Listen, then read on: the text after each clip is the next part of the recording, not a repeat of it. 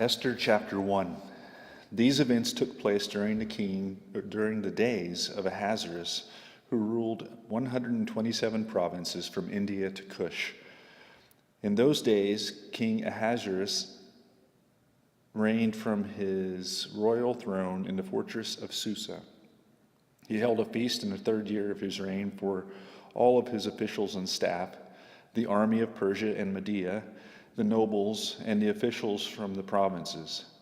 He displayed the glorious wealth of his kingdom and the magnificent splendor of his greatness for a total of 180 days.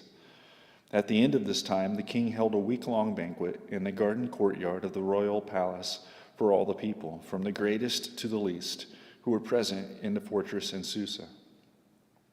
White and violet linen hangings were fastened with fine white and purple linen cords to silver rods on marble columns.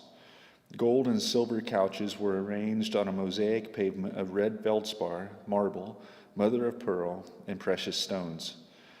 Drinks were served in an array of gold goblets, each with a different design. Royal wine flowed freely according to the king's bounty.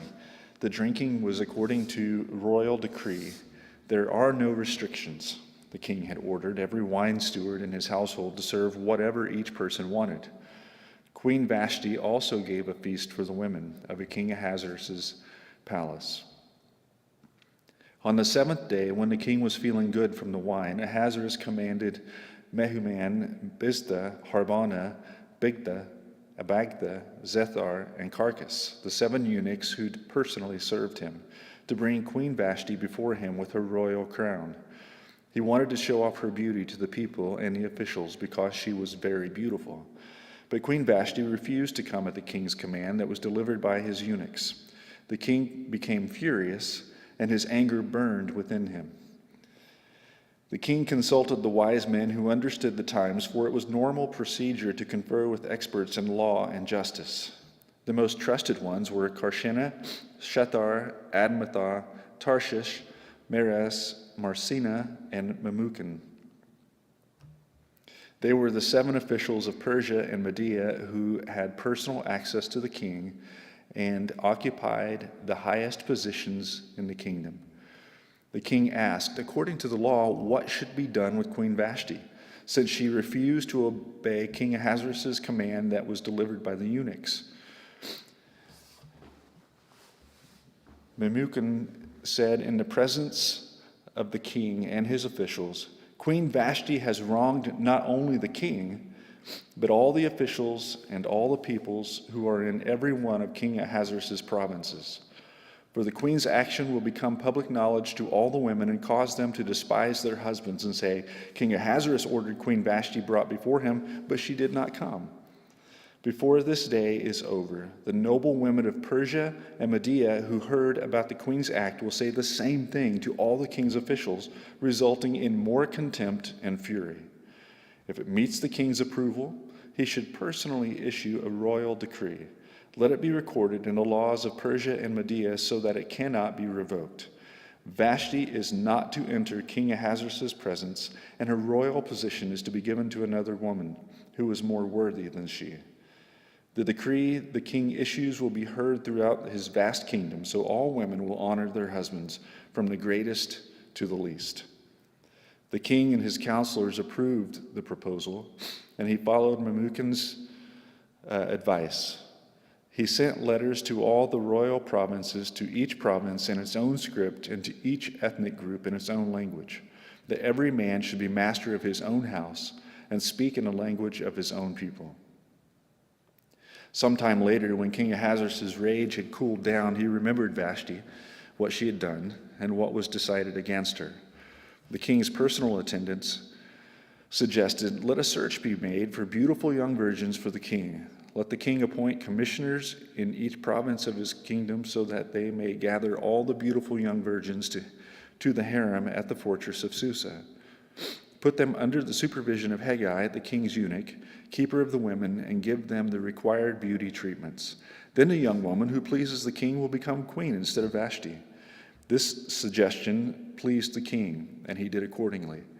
In the fortress of Susa, there was a Jewish man named Mordecai, son of Jair, son of Shimei, son of Kish, a Benjaminite. He had been taken into exile from Jerusalem with the other captives when King Nebuchadnezzar of Babylon took King Jeconiah of Judah into exile. Mordecai was the legal guardian of his cousin Hadassah, that is, Esther, because she had no father or mother. The young woman had a beautiful figure and was extremely good looking. When her father and mother died, Mordecai had adopted her as his own daughter. When the king's command and edict became public knowledge, and when many young women were gathered at the fortress of Susa under Haggai's supervision, Esther was taken to the palace and to the supervision of Haggai, keeper of the women. The young woman pleased him and gained his favor, so that he accelerated the process of beauty treatments and the special diet that she received. He assigned 7 hand-picked female servants to her from the palace and transferred her and her servants to the harem's best quarters. Esther did not reveal her ethnicity or her family background because Mordecai had ordered her not to make them known. Every day, Mordecai took a walk in front of the harem's courtyard to learn how Esther was doing and to see what was happening to her. During the year before each young woman's turn to go to King Ahasuerus, the harem regulation required her to receive beauty treatments with oil of myrrh for her 6 months, and then with perfumes and cosmetics for another 6 months. When the young woman would go to the king, she was given whatever she requested to take with her from the harem to the palace. She would go in the evening, and in the morning she would return to a second harem under the supervision of the king's eunuch, Shashgaz, keeper of the concubines. She never went to the king again unless he desired her and summoned her by name. Esther was the daughter of Abihail, the uncle of Mordecai, who had adopted her as his own daughter. When her turn came to go to the king, she did not ask for anything except what Haggai, the king's eunuch, keeper of the women, suggested. Esther gained favor in the eyes of everyone who saw her. She was taken to King Ahasuerus in the palace in the 10th month, the month of Tebeth, in the 7th year of his reign. The king loved Esther more than all the other women.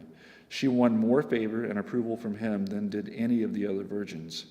He placed the royal crown on her head and made her queen in place of Vashti.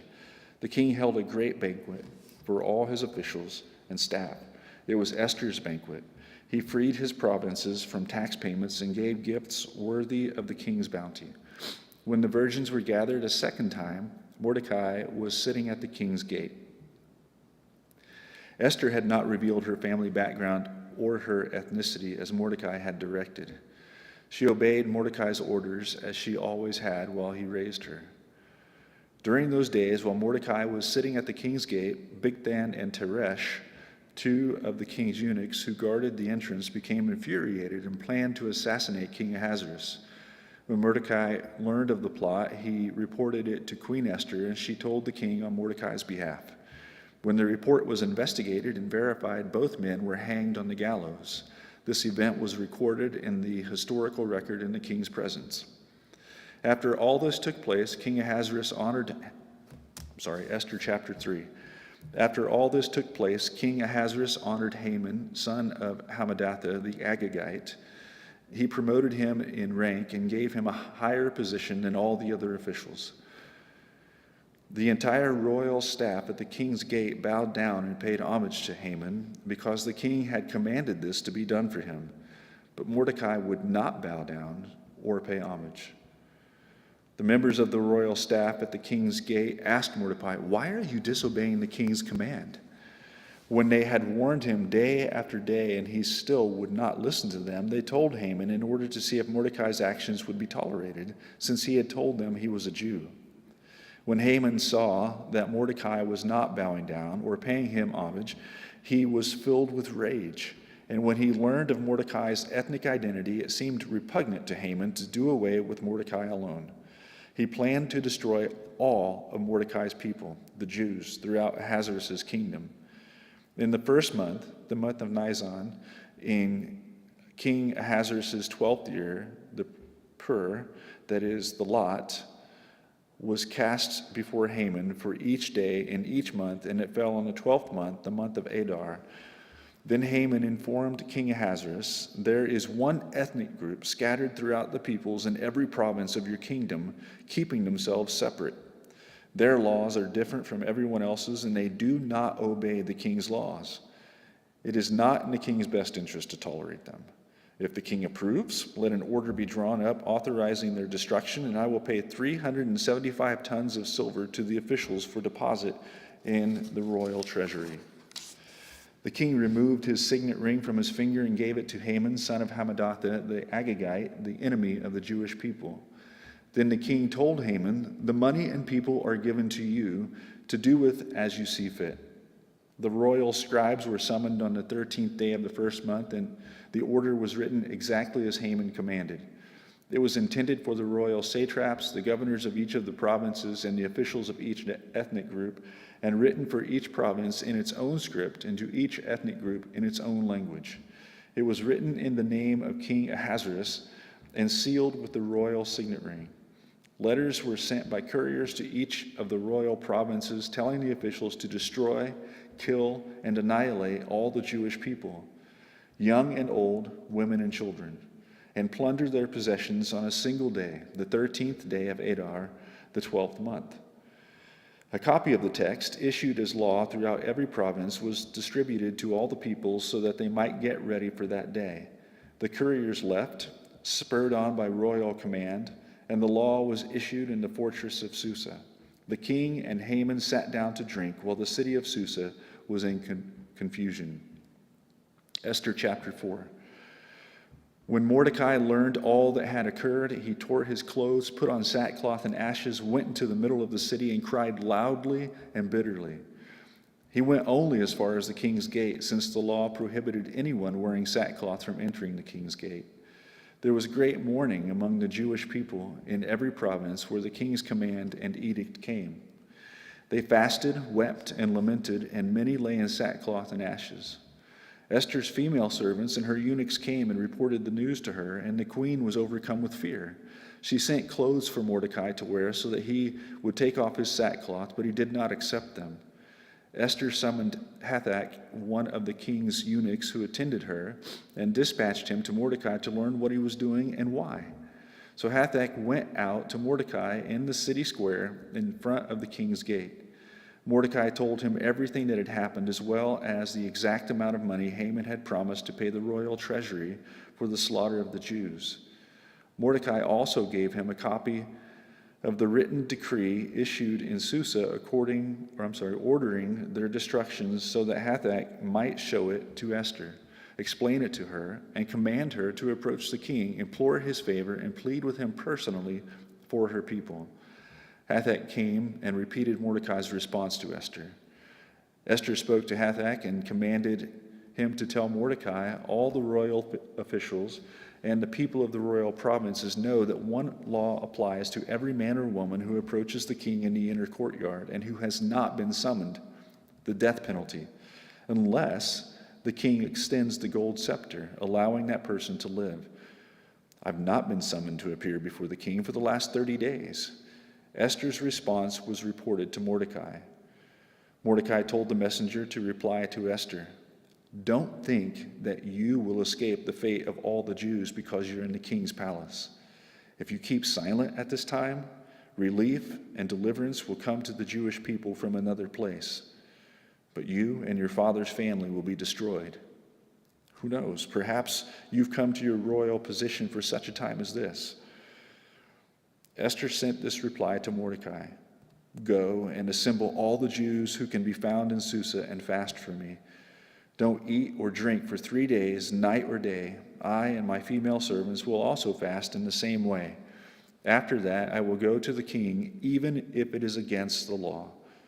If I perish, I perish." So Mordecai went and did everything Esther had commanded him. Esther chapter 5. On the 3rd day, Esther dressed in her royal clothing and stood in the inner courtyard of the palace facing it. The king was sitting on his royal throne in the royal courtroom, facing its entrance. As soon as the king saw Queen Esther standing in the courtyard, she gained favor in his eyes. The king extended the gold scepter in his hand toward Esther, and she approached and touched the tip of the scepter. "What is it, Queen Esther?" the king asked her. "Whatever you want, even to half the kingdom, will be given to you." "If it pleases the king," Esther replied, "may the king and Haman come today to the banquet I have prepared for them." The king said, "Hurry and get Haman, so we can do as Esther has requested." So the king and Haman went to the banquet Esther had prepared. And while drinking the wine, the king asked Esther, "Whatever you ask will be given to you. Whatever you want, even to half the kingdom, will be done." Esther answered, "This is my petition and my request. If I have found favor in the eyes of the king, and if it pleases the king to grant my petition and perform my request, may the king and Haman come to the banquet I will prepare for them. Tomorrow I will do what the king has asked." That day Haman left full of joy and in good spirits. But when Haman saw Mordecai at the king's gate, and Mordecai didn't rise or tremble in fear at his presence, Haman was filled with rage toward Mordecai. Yet Haman controlled himself and went home. He sent for his friends and his wife Zeresh to join him. Then Haman described for them his glorious wealth and his many sons. He told them all how the king had honored him and promoted him in rank over the other officials and the royal staff. "What's more," Haman added, "Queen Esther invited no one but me to join the king at the banquet she had prepared. I am invited again tomorrow to join her with the king. Still, none of this satisfies me, since I see Mordecai the Jew sitting at the king's gate all the time." His wife Zeresh and all his friends told him, "Have them build a gallows 75 feet tall. Ask the king in the morning to hang Mordecai on it. Then go to the banquet with the king and enjoy yourself." The advice pleased Haman, so he had the gallows constructed. Esther chapter 6. That night sleep escaped the king, so he ordered the book recording daily events to be brought and read to the king. They found the written report of how Mordecai had informed on Bigthana and Teresh, two of the king's eunuchs who guarded the entrance, when they planned to assassinate King Ahasuerus. The king inquired, "What honor and special recognition have been given to Mordecai for this act?" The king's personal attendants replied, "Nothing's been done for him." The king asked, "Who is in the court?" Now Haman was just entering the outer court of the palace to ask the king to hang Mordecai on the gallows he had prepared for him. The king's attendants answered him, "Haman's there, standing in the court." "Have him enter," the king ordered. Haman entered, and the king asked him, "What should be done for the man the king wants to honor?" Haman thought to himself, "Well, who is it the king would want to honor more than me?" Haman told the king, "For the man the king wants to honor, have them bring a royal garment that the king himself has worn, and a horse the king himself has ridden, which has a royal crown on its head. Put the garment and the horse under the charge of one of the king's most noble officials. Have them clothe the man the king wants to honor, parade him on the horse through the city square, and proclaim before him, 'This is what is done for the man the king wants to honor.'" The king told Haman, "Well, hurry and do just as you proposed. Take a garment and a horse for Mordecai the Jew, who is sitting at the king's gate. Do not leave out anything you have suggested." So Haman took the garment and the horse. He clothed Mordecai and paraded him through the city square, crying out before him, "This is what is done for the man the king wants to honor." Then Mordecai returned to the king's gate, but Haman hurried off for home, mournful and with his head covered. Haman told his wife Zeresh and all his friends everything that had happened. His advisors and his wife Zeresh said to him, "Since Mordecai is Jewish, and you've begun to fall before him, you won't overcome him, because your downfall is certain." While they were still speaking with him, the king's eunuchs arrived and rushed Haman to the banquet Esther had prepared. Esther chapter 7. The king and Haman came to feast with Esther the queen. Once again, on the second day, while drinking wine, the king asked Esther, "Queen Esther, whatever you ask will be given to you. Whatever you seek, even to half the kingdom, will be done." And Queen Esther answered, "If I have found favor in your eyes, your majesty, and if the king is pleased, spare my life. This is my request. And spare my people. This is my desire. For my people and I have been sold to destruction, death, and extermination. If we had merely been sold as male and female slaves, I would have kept silent. Indeed, the trouble wouldn't be worth burdening the king." King Ahasuerus spoke up and asked Queen Esther, "Who is this, and where is the one who would devise such a scheme?" Esther answered, "The adversary and enemy is this evil Haman." Haman stood terrified before the king and queen. The king arose in anger and went from where they were drinking wine to the palace garden. Haman remained to beg Queen Esther for his life because he realized the king was planning something terrible for him. Just as the king returned from the palace garden to the banquet hall, Haman was falling on the couch where Esther was reclining. The king exclaimed, "Would he actually violate the queen while I'm in the house?" As soon as the statement left the king's mouth, they covered Haman's face. Harbona, one of the king's eunuchs, said, "There's a gallows 75 feet tall at Haman's house that he made for Mordecai, who gave the report that saved the king." The king said, "Hang him on it." They hanged Haman on the gallows he had prepared for Mordecai. Then the king's anger subsided. Esther chapter 8. That same day, King Ahasuerus awarded Queen Esther the estate of Haman, the enemy of the Jews. Mordecai entered the king's presence because Esther had revealed her relationship to Mordecai. The king removed his signet ring he had recovered from Haman and gave it to Mordecai, and Esther put him in charge of Haman's estate. Then Esther addressed the king again. She fell at his feet, wept, and begged him to revoke the evil of Haman the Agagite and his plot he had devised against the Jews. The king extended the gold scepter toward Esther, so she got up and stood before the king. She said, "If it pleases the king, and I have found favor before him, if the matter seems right to the king, and I am pleasing in his eyes, let a royal edict be written. Let it revoke the documents the scheming Haman, son of Hammedatha, the Agagite, wrote to destroy the Jews who are in all the king's provinces. For how could I bear to see the disasters that would come on my people? How could I bear to see the destruction of my relatives?" King Ahasuerus said to Esther the queen and to Mordecai the Jew, "Look, I have given Haman's estate to Esther, and he was hanged on the gallows because he attacked the Jews. Write in the king's name whatever pleases you concerning the Jews, and seal it with the royal signet ring. A document written in the king's name and sealed with the royal signet ring cannot be revoked. On the 23rd day of the third month, that is the month Sivan, the royal scribes were summoned. Everything was written exactly as Mordecai commanded for the Jews, to the satraps, the governors, and the officials of the 127 provinces from India to Cush. The edict was written for each province in its own script, for each ethnic group in its own language, and to the Jews in their own script and language. Mordecai wrote in King Ahasuerus' name and sealed the edicts with the royal signet ring. He sent the documents by mounted couriers who rode fast horses bred in the royal stables. The king's edict gave the Jews in each and every city the right to assemble and defend themselves, to destroy, kill, and annihilate every ethnic and provincial army hostile to them, including women and children, and to take their possessions as spoils of war.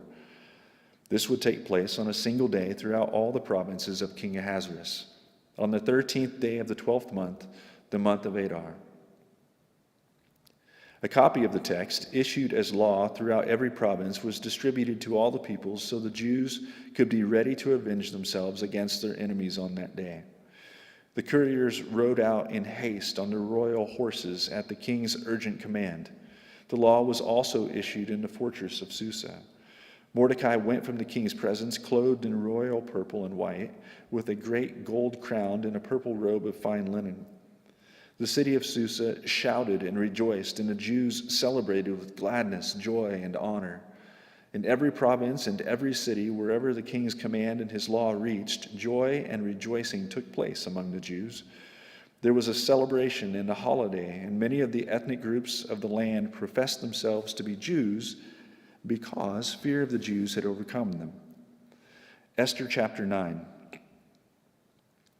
The king's command and law went into effect on the 13th day of the 12th month, the month Adar, on the day when the Jews' enemies had hoped to overpower them. Just the opposite happened. The Jews overpowered those who hated them. In each of King Ahasuerus' provinces, the Jews assembled in their cities to attack those who intended to harm them, and not a single person could withstand them. Fear of them fell on every nationality. All the officials of the provinces, the satraps, the governors, and the royal civil administrators aided the Jews because they feared Mordecai. For Mordecai exercised great power in the palace, and his fame spread throughout the provinces as he became more and more powerful. The Jews put all their enemies to the sword, killing and destroying them. They did what they pleased to those who hated them. In the fortress of Susa, the Jews killed and destroyed 500 men, including Parshandatha, Dalphon, Aspatha, Paratha, Adaliah, Aradatha, Parmashta, Erasai, Eradai, and Vezatha.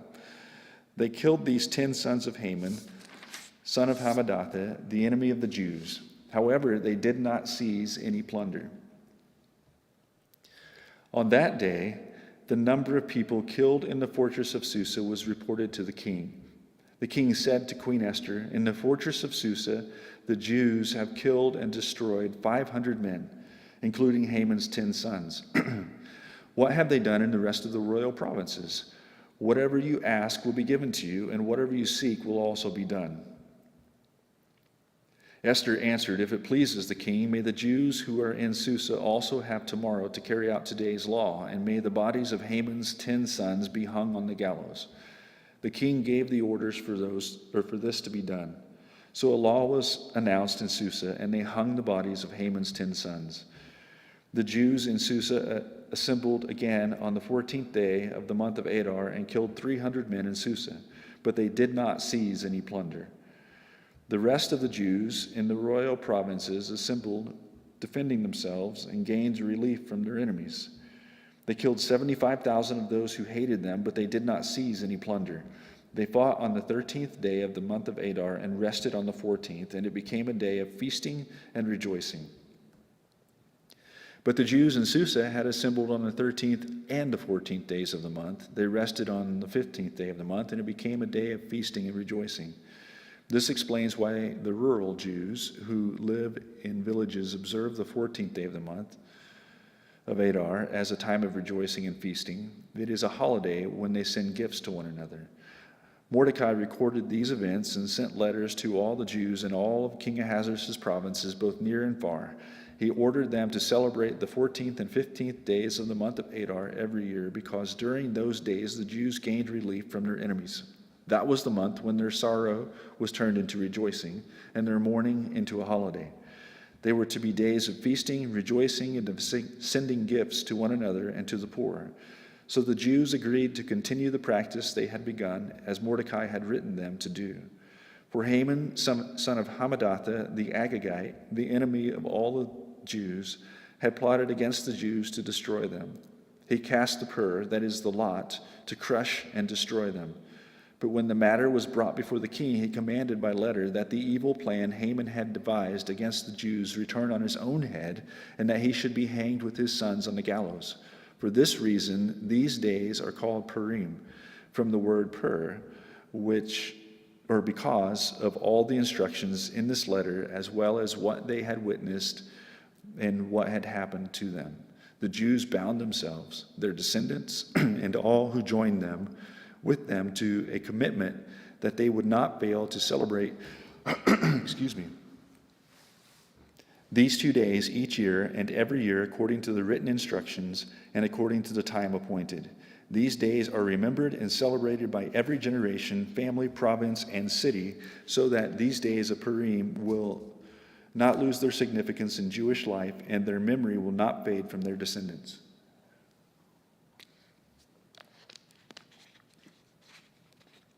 Queen Esther, daughter of Abihail, along with Mordecai the Jew, wrote this second letter with full authority to confirm the letter about Purim. He sent letters with assurances of peace and security to all the Jews who were in the 127 provinces of the kingdom of Ahasuerus, in order to confirm these days of Purim at their proper time, just as Mordecai the Jew and Esther the queen had established them, and just as they had committed themselves and their descendants to the practices of fasting and lamentation. So Esther's command confirmed these customs of Purim, which were then written into the record. Esther chapter 10. King Ahasuerus imposed a tax throughout the land, even to the farthest shores. All of his powerful and magnificent accomplishments and the detailed account of Mordecai's great rank with which the king had honored him, have they not been written in the book of the historical events of the kings of Media and Persia? Mordecai the Jew was second only to King Ahasuerus. He was famous among the Jews and highly esteemed by many of his relatives. He continued to pursue prosperity for his people and to speak for the well-being of all his descendants.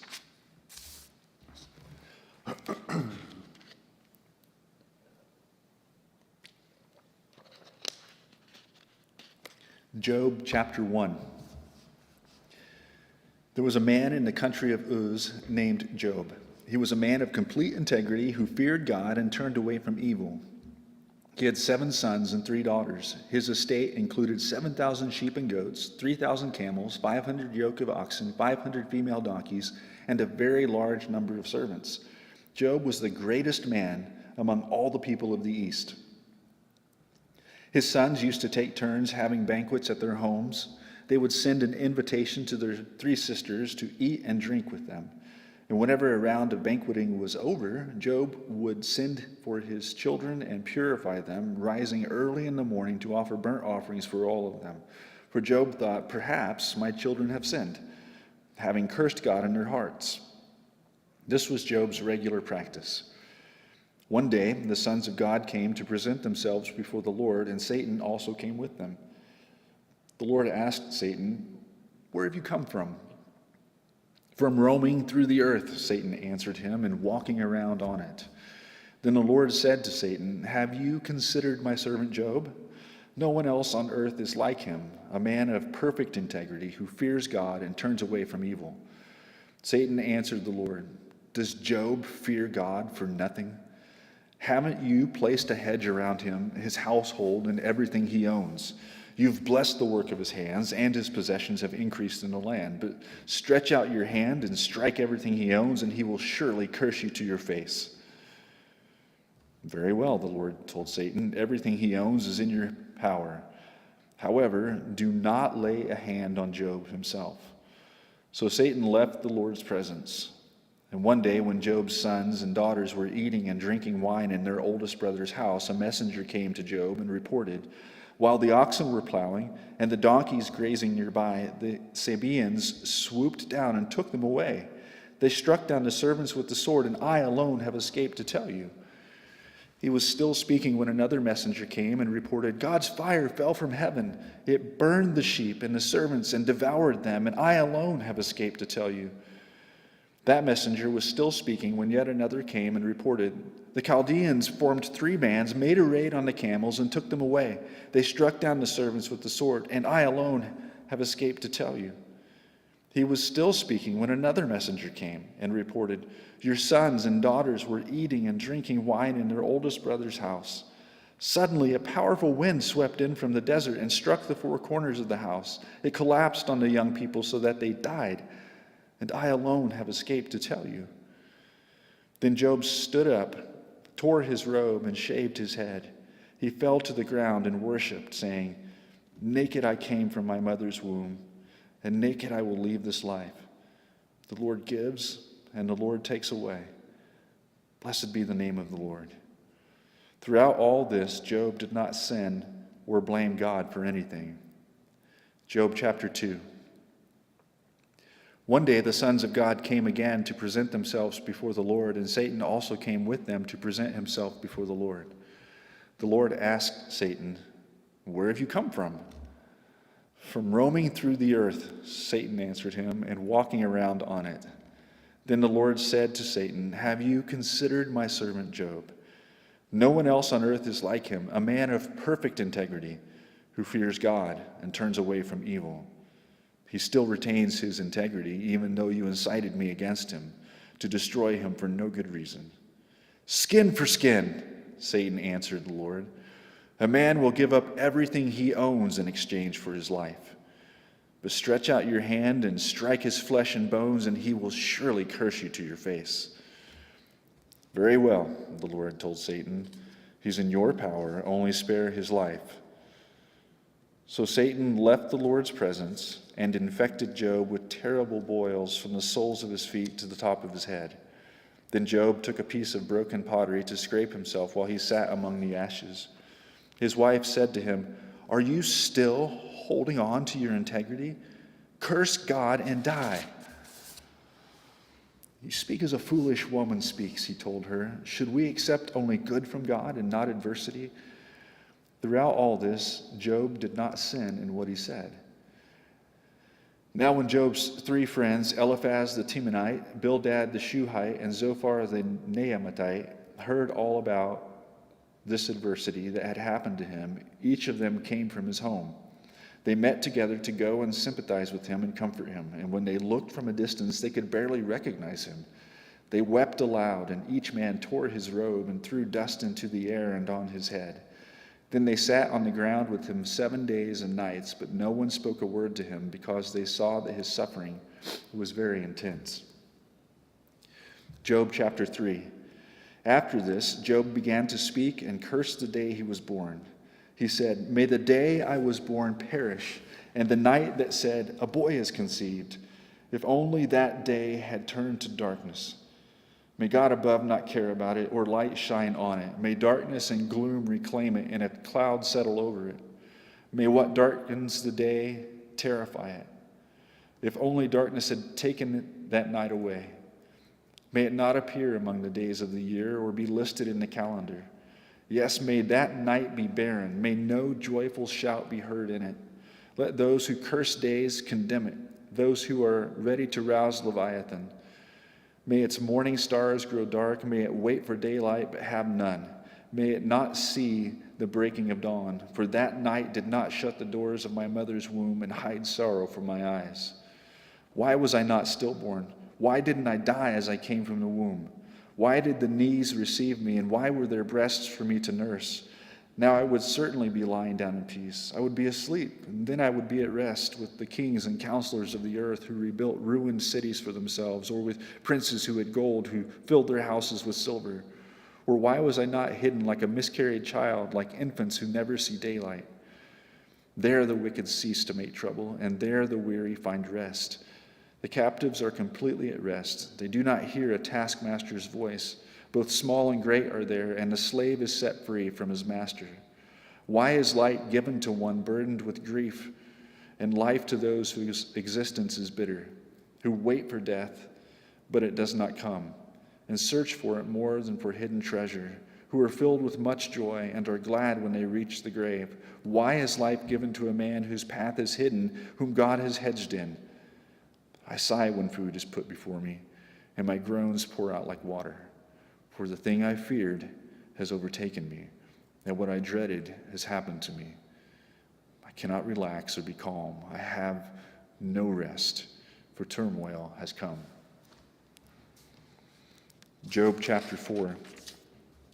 Then Eliphaz the Temanite replied, "Should anyone try to speak with you when you are exhausted? Yet who can keep from speaking? Indeed, you have instructed many and have strengthened weak hands. Your words have steadied the one who was stumbling and braced the knees that were buckling. But now that this has happened to you, you've become exhausted. It strikes you and you are dismayed. Isn't your piety, your confidence, and the integrity of your life your hope? Consider who has perished when he was innocent. Where have the honest been destroyed? In my experience, those who plow injustice and those who sow trouble reap the same.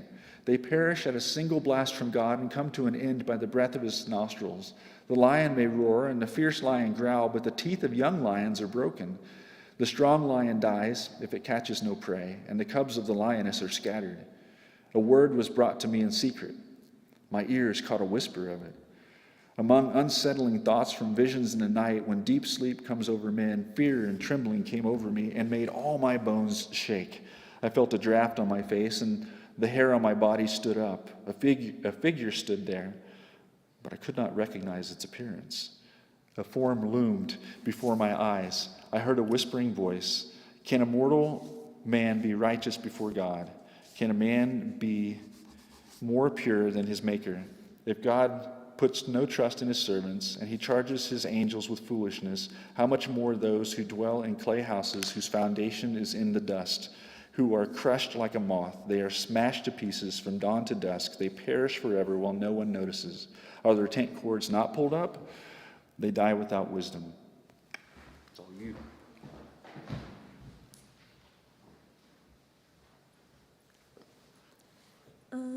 Job 5. Call out, will anyone answer you? Which of the holy ones will you turn to? For anger kills a fool, and jealousy slays the gullible. I have seen a fool taking root, but I immediately pronounced a curse on his home. His children are far from safety. They are crushed at the city gate, with no one to rescue them. The hungry consume his harvest, even taking it out of the thorns.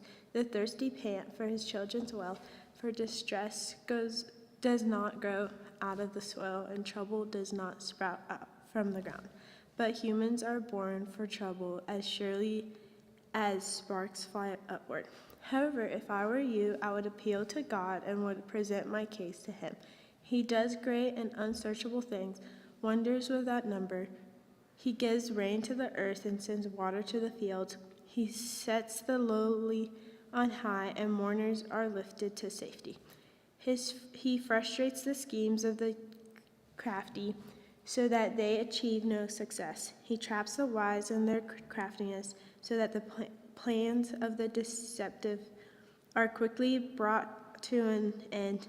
They encounter darkness by day, and they grope at noon as if there were night. He saves the needy from their sharp words and from the clutches of the powerful, so the poor have hope, and injustice shuts its mouth. See how happy is the person whom God corrects. So do not reject the discipline of the Almighty, for he wounds, but he also bandages. He strikes, but his hands also heal. He will rescue you from 6 calamities. No harm will touch you in 7. In famine, he will redeem you from death, and in battle from the power of the sword. You will be safe from slander and not fear destruction when it comes. You will laugh at destruction and hunger, and do not fear the land's wild creatures.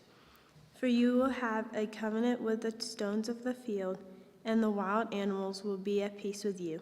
You will know that your tent is secure, and nothing will be missing when you inspect your home. You will also know that your offspring will be many, and your descendants like the grass of the earth. You will approach the grave in full vigor, as a stack of sheaves is gathered in its season. We have investigated this, and it is true. Hear it and understand it for yourself. Job 6. Then Job answered, if only my grief could be weighed and my devastation placed with it on the scales. For when it would outweigh the sand of the seas, that is why my words are rash. Surely the arrows of the Almighty have pierced me. My spirit drinks their poison.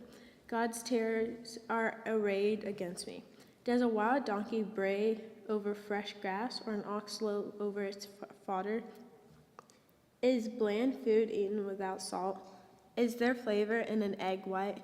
I refuse to touch them. They are like contaminated food. If only my request would be granted and God would provide what I hope for, that he would decide to crush me, to unleash his power and cut me off. It would still bring me comfort, and I would leap for joy in unrelenting pain that I have not denied the words of the Holy One. What strength do I have that I should continue to hope? What is my future that I should be patient? Is my strength that of stone, or my flesh made of bronze? Since I cannot help myself, the hope for success has been banished from me. A despairing man should receive loyalty from his friends, even if he abandons the fear of the Almighty. My brothers are as treacherous as a wadi, as seasonal streams that overflow and become darkened because the ice and the snow melts into them. The wadis evaporate in warm weather, they disappear from their channels in hot weather. Caravans turn away from their routes, go up into the desert and perish. The caravans of Tamah look for these streams. The traveling merchants of Sheba hope for them. They are ashamed because they have been confident of finding water. When they arrive there, they are disappointed. So this is what you have now become to me. When you see something dreadful, you are afraid. Have I ever said, give me something or pay a bribe for me from your wealth, or deliver me from the enemy's hands, or redeem me with the hand of the ruthless? Teach me and I'll be silent. Help me understand what I did wrong, how painful honest words can be. But what does your rebuke prove? Do you think that you can disprove my words, or that a despairing man's words are mere wind? No doubt you would cast lots for a fatherless child and negotiate a price to sell your friend. But now, please look at me. I will not lie to your face. Reconsider, don't be unjust. Reconsider my righteousness. Is still the issue. Is there injustice on my tongue, or can my palate not taste disaster? Job 7. Isn't each person consigned to forced labor on earth? Are not his days like those of a hired worker? Like a slave, he longs for shade. Like a hired worker, he waits for his pay.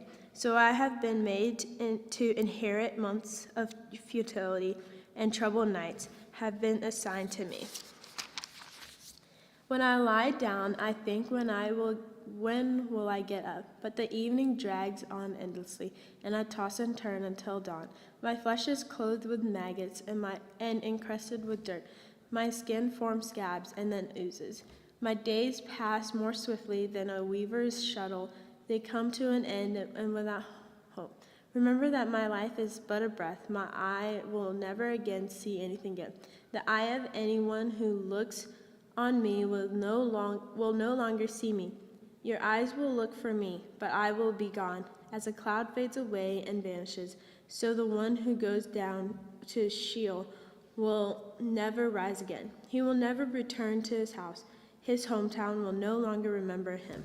Therefore I will not restrain my mouth. I will speak in the anguish of my spirit. I will complain in the bitterness of my soul. Am I the sea, or a sea monster, that you keep me under guard? When I say, my bed will comfort me, and my couch will ease my complaint, then you frighten me with dreams and terrify me with visions, so that I prefer struggling death rather than life in this body. I give up. I will not live forever. Leave me alone, for my days are a breath. What is a mere human, that you think so highly of him and pay so much attention to him? You inspect him every morning and put him in the test every moment. Will you ever look away from me, or leave me alone long enough to swallow? If I have sinned, what have I done to you, watcher of humanity? Why have you made me your target, so that I have become a burden to you? Why not forgive my sin and pardon my iniquity? For soon I will lie down in the grave. You will eagerly seek me, but I will be gone. Job 8. Then Bildad and Shuhite replied, how long will you go on saying these things? Your words are a blast of wind. Does God pervert justice? Does the Almighty pervert what is right? Since your children sinned against him, he gave them over to their rebellion.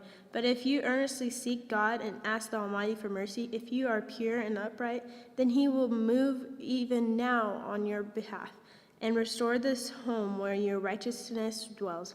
Then even if your beginnings were modest, your final days will be full of prosperity. For ask the previous generation and pay attention to what their fathers discovered, since we were born only yesterday and know nothing. Our days on earth are but a shadow Will they not teach you and tell you and speak from their understanding? Does papyrus grow where there's no marsh, no reeds flourish without water? While still uncut, uncut shoots, they would dry up quicker than any other plant. Such is the destiny of all who forget God. The hope of the godliness will perish. His source of confidence is fragile. What he trusts in is a spider's web. He leans on his web, but it doesn't stand firm. He grabs it, but it does not hold up. He is well-watered plant in the sunshine. His shoots spread out over his garden. His roots are intertwined around a pile of rocks. He looks for a home among the stones. If he is uprooted from his place, it will deny knowing him, saying, I never saw you. Surely this is the joy of his way of life. Yet others will sprout from the dust. Look, God does not reject a person of integrity, and he will not support evildoers. He will yet fill your mouth with laughter, and your lips will with a shout of joy. Your enemies will be clothed with shame. The tent of the wicked will no longer exist. Job 9. Then Job answered, Yes, I know. What you've said is true, but how can a person be justified before God? If one wanted to take him to court, he could not answer God once in 1,000 times. God is wise and all-powerful. Who has opposed him and come out unharmed? He removes mountains without their knowledge, overturning them in his anger. He shakes the earth from its place so that its pillars tremble. He commands the sun not to shine and seals off the stars. He alone stretches out the heavens and treads on the waves of the sea.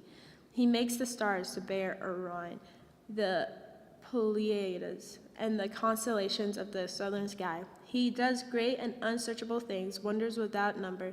If he passed by me, I wouldn't see him. If he went by, I wouldn't recognize him.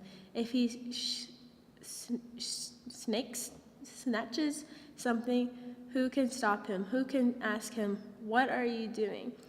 God does not hold back his anger. Rahab's assistants cringe and fear beneath him. How then can I answer him or choose my arguments against him? Even if I were in the right, I could not answer. I could only beg my judge for mercy. If I summoned him and he answered me, I do not believe he would pay attention to what I said. He batters me with a whirlwind and multiplies my wounds without cause. He doesn't let me catch my breath, but fills me with bitter experiences. If it is a matter of strength, look, he is the powerful one. If it is a matter of justice, who can summon him? Even if I were in the right, my own mouth would condemn me. If it were blameless, my mouth would declare me guilty. Though I am blameless, I no longer care about myself. I renounce my life. It is all the same, therefore I say, he destroys both the blameless and the wicked. When catastrophic brings sudden death, he mocks the despair of the innocent. The earth is handed over to the wicked. He blindfolds its judges. If it isn't he who then it is. My days fly by faster than a runner. They flee without seeing any good. They sweep by like boats made of papyrus, like an eagle swooping down on its prey. If I said, I will forget my complaint, change my expression and smile, I would still live in terror of all my pains. I know you will not acquit me, since I will be found guilty. Why should I struggle in vain if I wash myself with snow and cleanse my hands with lye? Then you dip me in a pit of mud, and my own clothes despise me. For he is not a man like me, that I can answer him, that we can take each other to court. There is no mediator between us to lay his hand on both of us.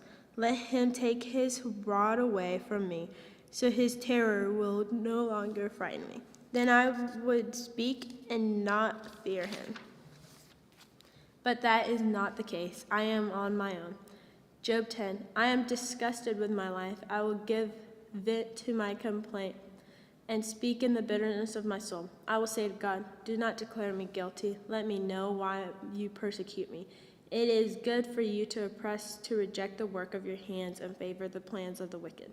Do you have eyes of flesh, or do you see as a human sees? Are your days like those of a human, or your years like those of a man? That you look for my iniquity and search for my sin, even though you know that I am not wicked and that there is no one who can rescue you from your power. Your hand shaped me and formed me. Will you now turn and destroy me? Please remember that you formed me like clay. Will you now return me to dust? Did you not pour me out like milk and curdle me like cheese? You clothed me with skin and flesh and moved me together with bones and tendons. You gave me life and faithful love. Your care has guarded my life. Yet you concealed these thoughts in your heart. I know that this was your hidden plan. If I sinned, you would notice and would not acquit me of my iniquity. If I am wicked, woe to me, and even if I am righteous, I cannot lift up my head. I am filled with the shame and have drunk deeply of my affliction. If I am proud, you hunt me like a lion, and again display your miraculous power against me. You produce new witnesses against me and multiply your anger toward me. Hardships assault me, wave after wave. Why did you bring me out of the womb? I should have died and never been seen. I wish I had never existed, but have been carried from the womb to the grave. Are my days not few? Stop it. Leave me alone, so that I can smile a little before I go to a land of darkness and gloom, never to return. It is a land of blackness like the deepest darkness, gloomy and chaotic, where even the light is like the darkness. Job 11. The Zophar and the Naamite replied, should this abundance of words go unanswered, such a talker be acquainted? Should your babbling put others to silence, so you can keep on ridiculing? With no one to humiliate you have said, my teaching is sound, and I am pure in your sight. But if only God would speak and open his lips against you, he would show you the secrets of wisdom. For true wisdom has two sides. Know then that God has chosen to overlook some of your iniquity. Can you fathom the depths of God or discover the limits of the Almighty? They are higher than the heavens. What can you do? They are deeper than Sheol. What can you know? Their measure is longer than the earth and wider than the sea. If he passes by and throws someone in prison or convinces a court, who can stop him? Surely he knows which people are worthless. If he sees iniquity, he will not take note of it. But a stupid person will gain understanding as soon as a wild donkey is born a human. As for you, if you redirect your heart and spread out your hands to him in prayer, if there is iniquity in your hand, remove it, and don't allow injustice to dwell in your tents. Then you will hold your head high, free from fault. You will be firmly established and unafraid, for you will forget your suffering, recalling it only as water that has flowed by. Your life will be brighter than noonday. Its darkness will be like the morning. You will be confident because there is hope.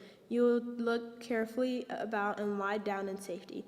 You will lie down with no one to frighten you, and many will seek your favor, but the sight of the wicked will fail. Their way of escape will be cut off, and their only hope is their last breath. Job 12. Then Job answered, no doubt you are the people, and wisdom will die with you, but I also have a mind like you. I am not inferior to you.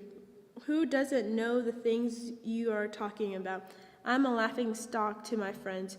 By calling on God who answers me.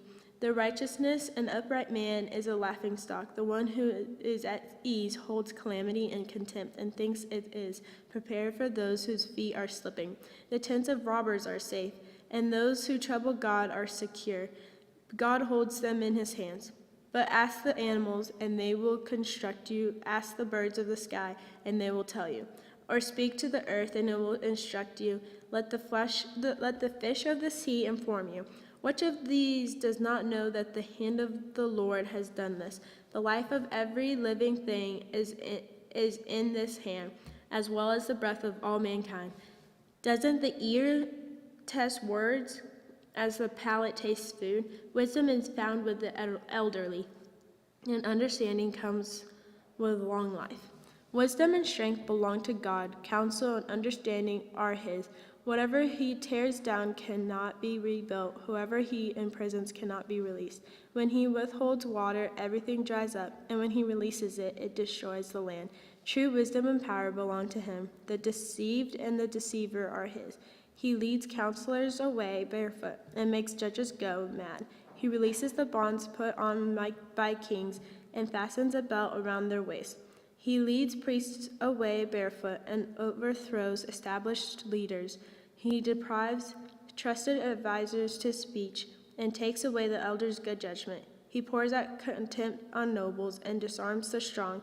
He reveals mysteries from the darkness and brings the deepest, darkness into the light. He makes nations great, then destroys them. He enlarges nations, then leads them away. He deprives the world's leaders of reason and makes them wander. In a trackless wasteland, they grope around in darkness without light. He makes them stagger like a drunkard.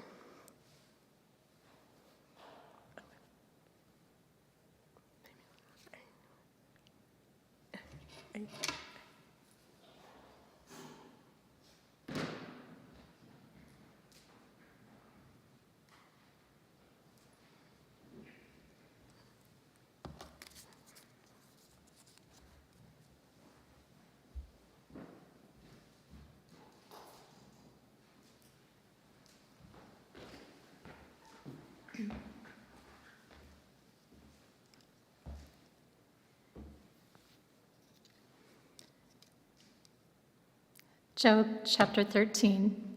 Look, my eyes have seen all this, my ears have heard and understood it. Everything you know, I also know. I am not inferior to you, yet I prefer to speak to the Almighty and argue my case before God. You use lies like plaster. You are all worthless healers. If only you would shut up and let that be your wisdom. Hear now my argument and listen to my defense. Would you testify unjustly on God's behalf or speak deceitfully for him? Would you show partiality to him or argue the case in his defense? Would it go well if he examined you? Could you deceive him as you would deceive a man? Surely he would rebuke you if you secretly showed partiality. Would God's majesty not terrify you? Would his dread not fall on you? Your memorable sayings are proverbs of ash. Your defenses are made of clay. Be quiet, and I will speak. Let whatever comes happen to me. I will put myself at risk and take my life in my own hands. Excuse me. Even if he kills me, I will hope in him. I will still defend my ways before him. Yet this will result in my deliverance, for no godless person can appear before him. Pay close attention to my words. Let my declaration ring in your ears. Now then, I have prepared my case. I know that I am right. Can anyone indict me? If so, I will be silent and die. Only grant these two things to me, God, so that I will not have to hide from your presence. Remove your hand from me and do not let your terror frighten me. Then call and I will answer, or I will speak and you can respond to me. How many iniquities and sins have I committed? Reveal to me my transgression and sin. Why do you hide your face and consider me your enemy? Will you frighten a wind-driven leaf? Will you chase after dry straw? For you record bitter accusation against me and make me inherit the iniquities of my youth. You put my feet in the stocks and stand watch over all my paths, setting a limit for the soles of my feet. A person wears out like something rotten, like a moth-eaten garment. Job chapter 14. Anyone born of woman is short of days and full of trouble. He blossoms like a flower, then withers. He flees like a shadow and does not last. Do you really take notice of one like this? Will you bring me into judgment against you? Who can produce something pure from what is impure? No one. Since a person's days are determined and the number of his months depend on you, and since you have set limits, he cannot pass. Look away from him and let him rest so that he can enjoy his day like a hired worker. There is hope for a tree. If it is cut down, it will sprout again, and its shoots will not die. If its roots grow old in the ground and the stump starts to die in the soil, the scent of water makes it thrive and produce twigs like a sapling. But a person dies and fades away. He breathes his last. Where is he? As water disappears from a lake and river becomes parched and dry, so people lie down never to rise again. They will not wake up until the heavens are no more. They will not stir from their sleep. If only you would hide me in Sheol and conceal me until your anger passes. If only you would appoint a time for me and then remember me. When a person dies, will he come back to life? If so, I would wait all the days of my struggle until my relief comes. You would call and I would answer you. You would long for the work of your hands, for then you would count my steps, but would not take note of my sin. My rebellion would be sealed up in a bag, and you would cover over my iniquity. But as a mountain collapses and crumbles, and a rock is dislodged from its place, as water wears away stones and torrents wash away the soil from the land, so you destroy a man's hope. You completely overpower him, and he passes on. You change his appearance and send him away. If his sons receive an honor, he does not know it. If they become insignificant, he is unaware of it. He feels only the pain of his own body and mourns only for himself. Job chapter 15. Then Eliphaz the Temanite replied, "Does a wise man answer with empty counsel or fill himself with the hot east wind? Should he argue with useless talk or with words that serve no good purpose? But you even undermine the fear of God and hinder meditation before him. Your iniquity teaches you what to say, and you choose the language of the crafty. Your own mouth condemns you, not I. Your own lips testify against you. Were you the first human ever born, or were you brought forth before the hills? Do you listen in on the counsel of God, or have a monopoly on wisdom? What do you know that we don't? What do you understand that is not clear to us? Both the gray-haired and the elderly are with us, older than your father. Are God's consolations not enough for you, even the words that deal gently with you? Why has your heart misled you, and why do your eyes flash as you turn your anger against God and allow such words to leave your mouth? What is a mere human that he should be pure, or one born of a woman that he should be righteous? If God puts no trust in his holy ones, and the heavens are not pure in his sight, how much less one who is revolting and corrupt, who drinks injustice like water? Listen to me, and I will inform you. I will describe what I have seen, what the wise have declared and not concealed, that came from their ancestors, to whom alone the land was given, when no foreigner passed among them. A wicked person writhes in pain all his days, throughout the number of years reserved for the ruthless. Dreadful sounds fill his ears, and when he is at peace, a robber attacks him. He doesn't believe he will return from darkness. He is destined for the sword. He wanders about for food, asking, "Where is it?" He knows the day of darkness is at hand. Trouble and distress terrify him, overwhelming him like a king prepared for battle. For he has stretched out his hand against God and has arrogantly opposed the Almighty. He rushes headlong at him with his thick, studded shields. Though his face is covered with fat and his waistline bulges with it, he will dwell in ruined cities and abandoned houses destined to become piles of rubble. He will no longer be rich. His wealth will not endure. His possessions will not increase in the land. He will not escape from the darkness. Flames will wither his shoots, and by the breath of God's mouth he will depart. Let him not put trust in worthless things, being led astray, for what he gets in exchange will prove worthless. It will be accomplished before his time, and his branch will not flourish.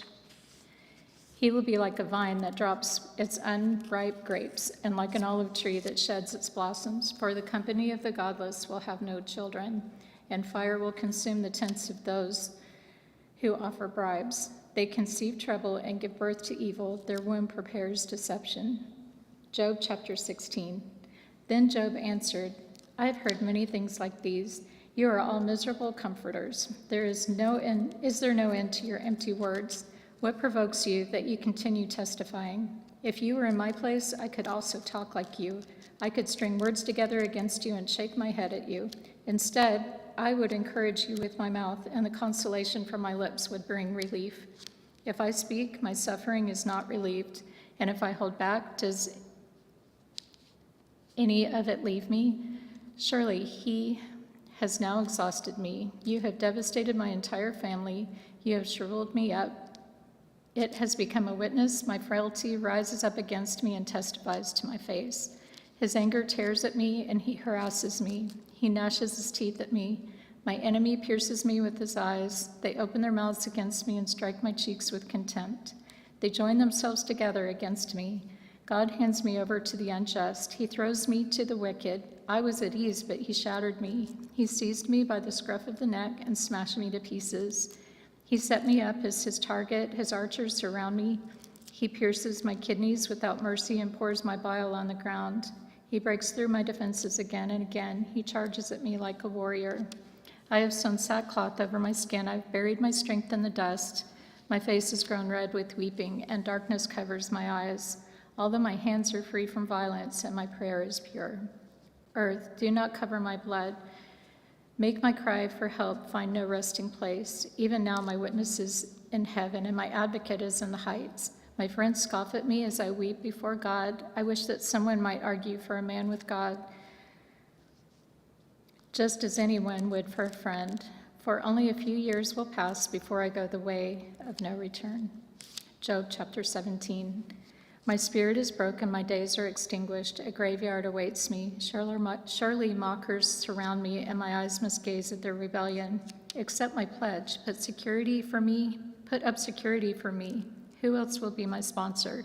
You have closed their minds to understanding, therefore you will not honor them.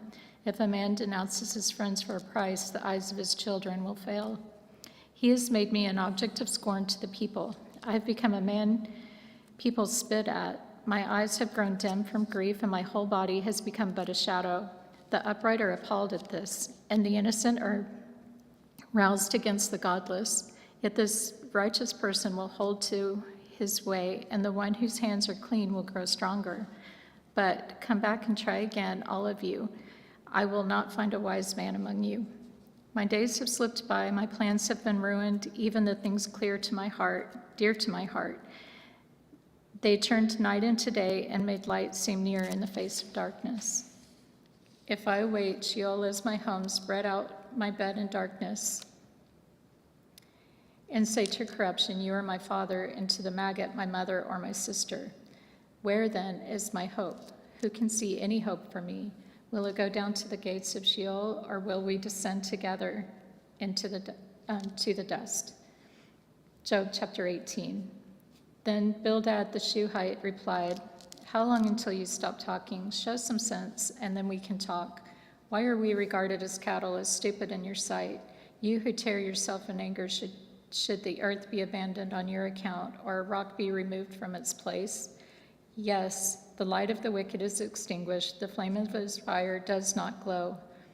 The light in his tent grows dark, and the lamp beside him is put out. His powerful stride is shortened, and his own schemes trip him up. For his own feet lead him into a net, and he strays into its mesh. A trap catches him by the heel, a noose seizes him. A rope lies hidden for him on the ground, and a snare waits for him along the path. Terrors frighten him on every side and harass him at every step. His strength is depleted. Disaster lies ready for him to stumble. Parts of his skin are eaten away. Death's firstborn consumes his limbs. He is ripped from the security of his tent and marched away to the king of terrors. Nothing he owned remains in his tent. Burning sulfur is scattered over his home. His roots below dry up, and his branches above wither away. All memory of him perishes from the earth. He has no name anywhere. He is driven from light to darkness and chased from the inhabited world. He has no children or descendants among his people. No survivor where he used to live. Those in the west were appalled at his fate, while those in the east tremble in horror. Indeed, such is the dwelling of the unjust man, and this is the place of the one who does not know God. Job chapter 19. Then Job answered, how long will you torment me and crush me with words? You have humiliated me 10 times now, and you mistreat me without shame. Even if it is true that I have sinned, my mistake concerns only me. If you really want to appear superior to me and would use my disgrace as evidence against me, then understand that it is God who has wronged me and caught me in his net.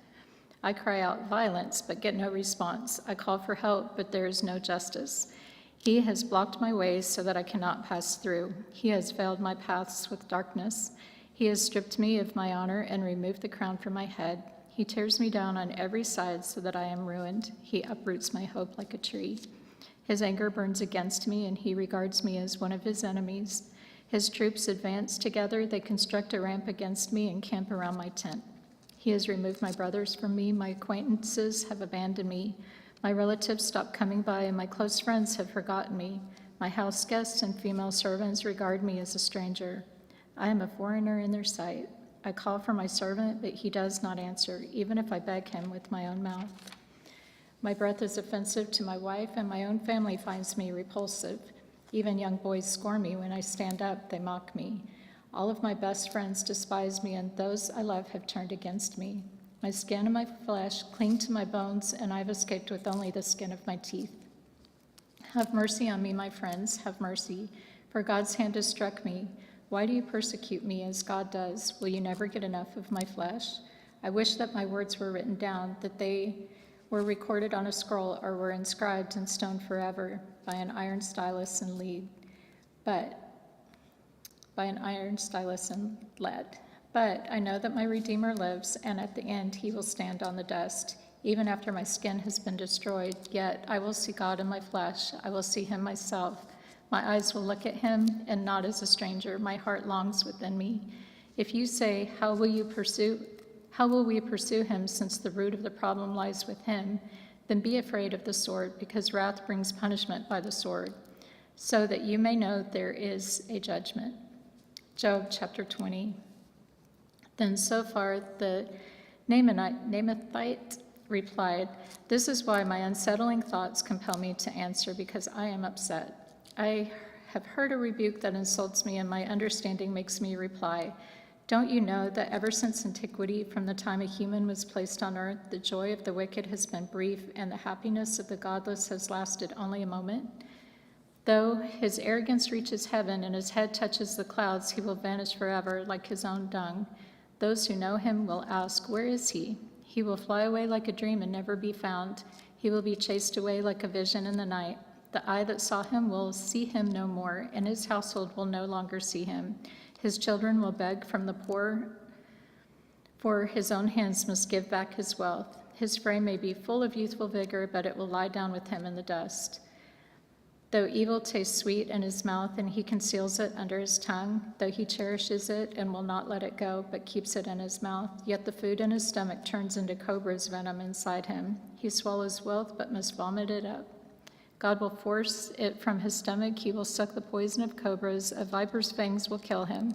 He will not enjoy the streams, the rivers, flowing with honesty and curds.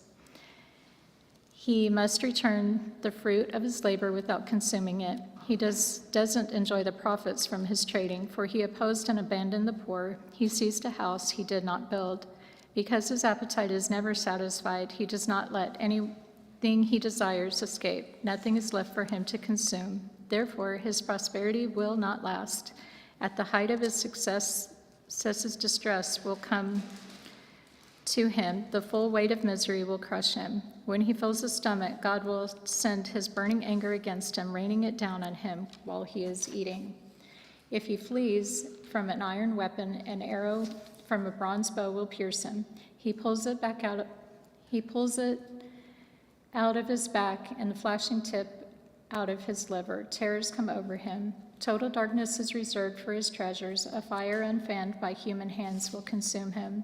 It will feed on what is left in his tent. The heavens will expose his iniquity, and the earth will rise up against him. The possessions in his house will be removed, flowing away on the day of God's anger. This is the wicked person's lot from God, the inheritance God ordained for him.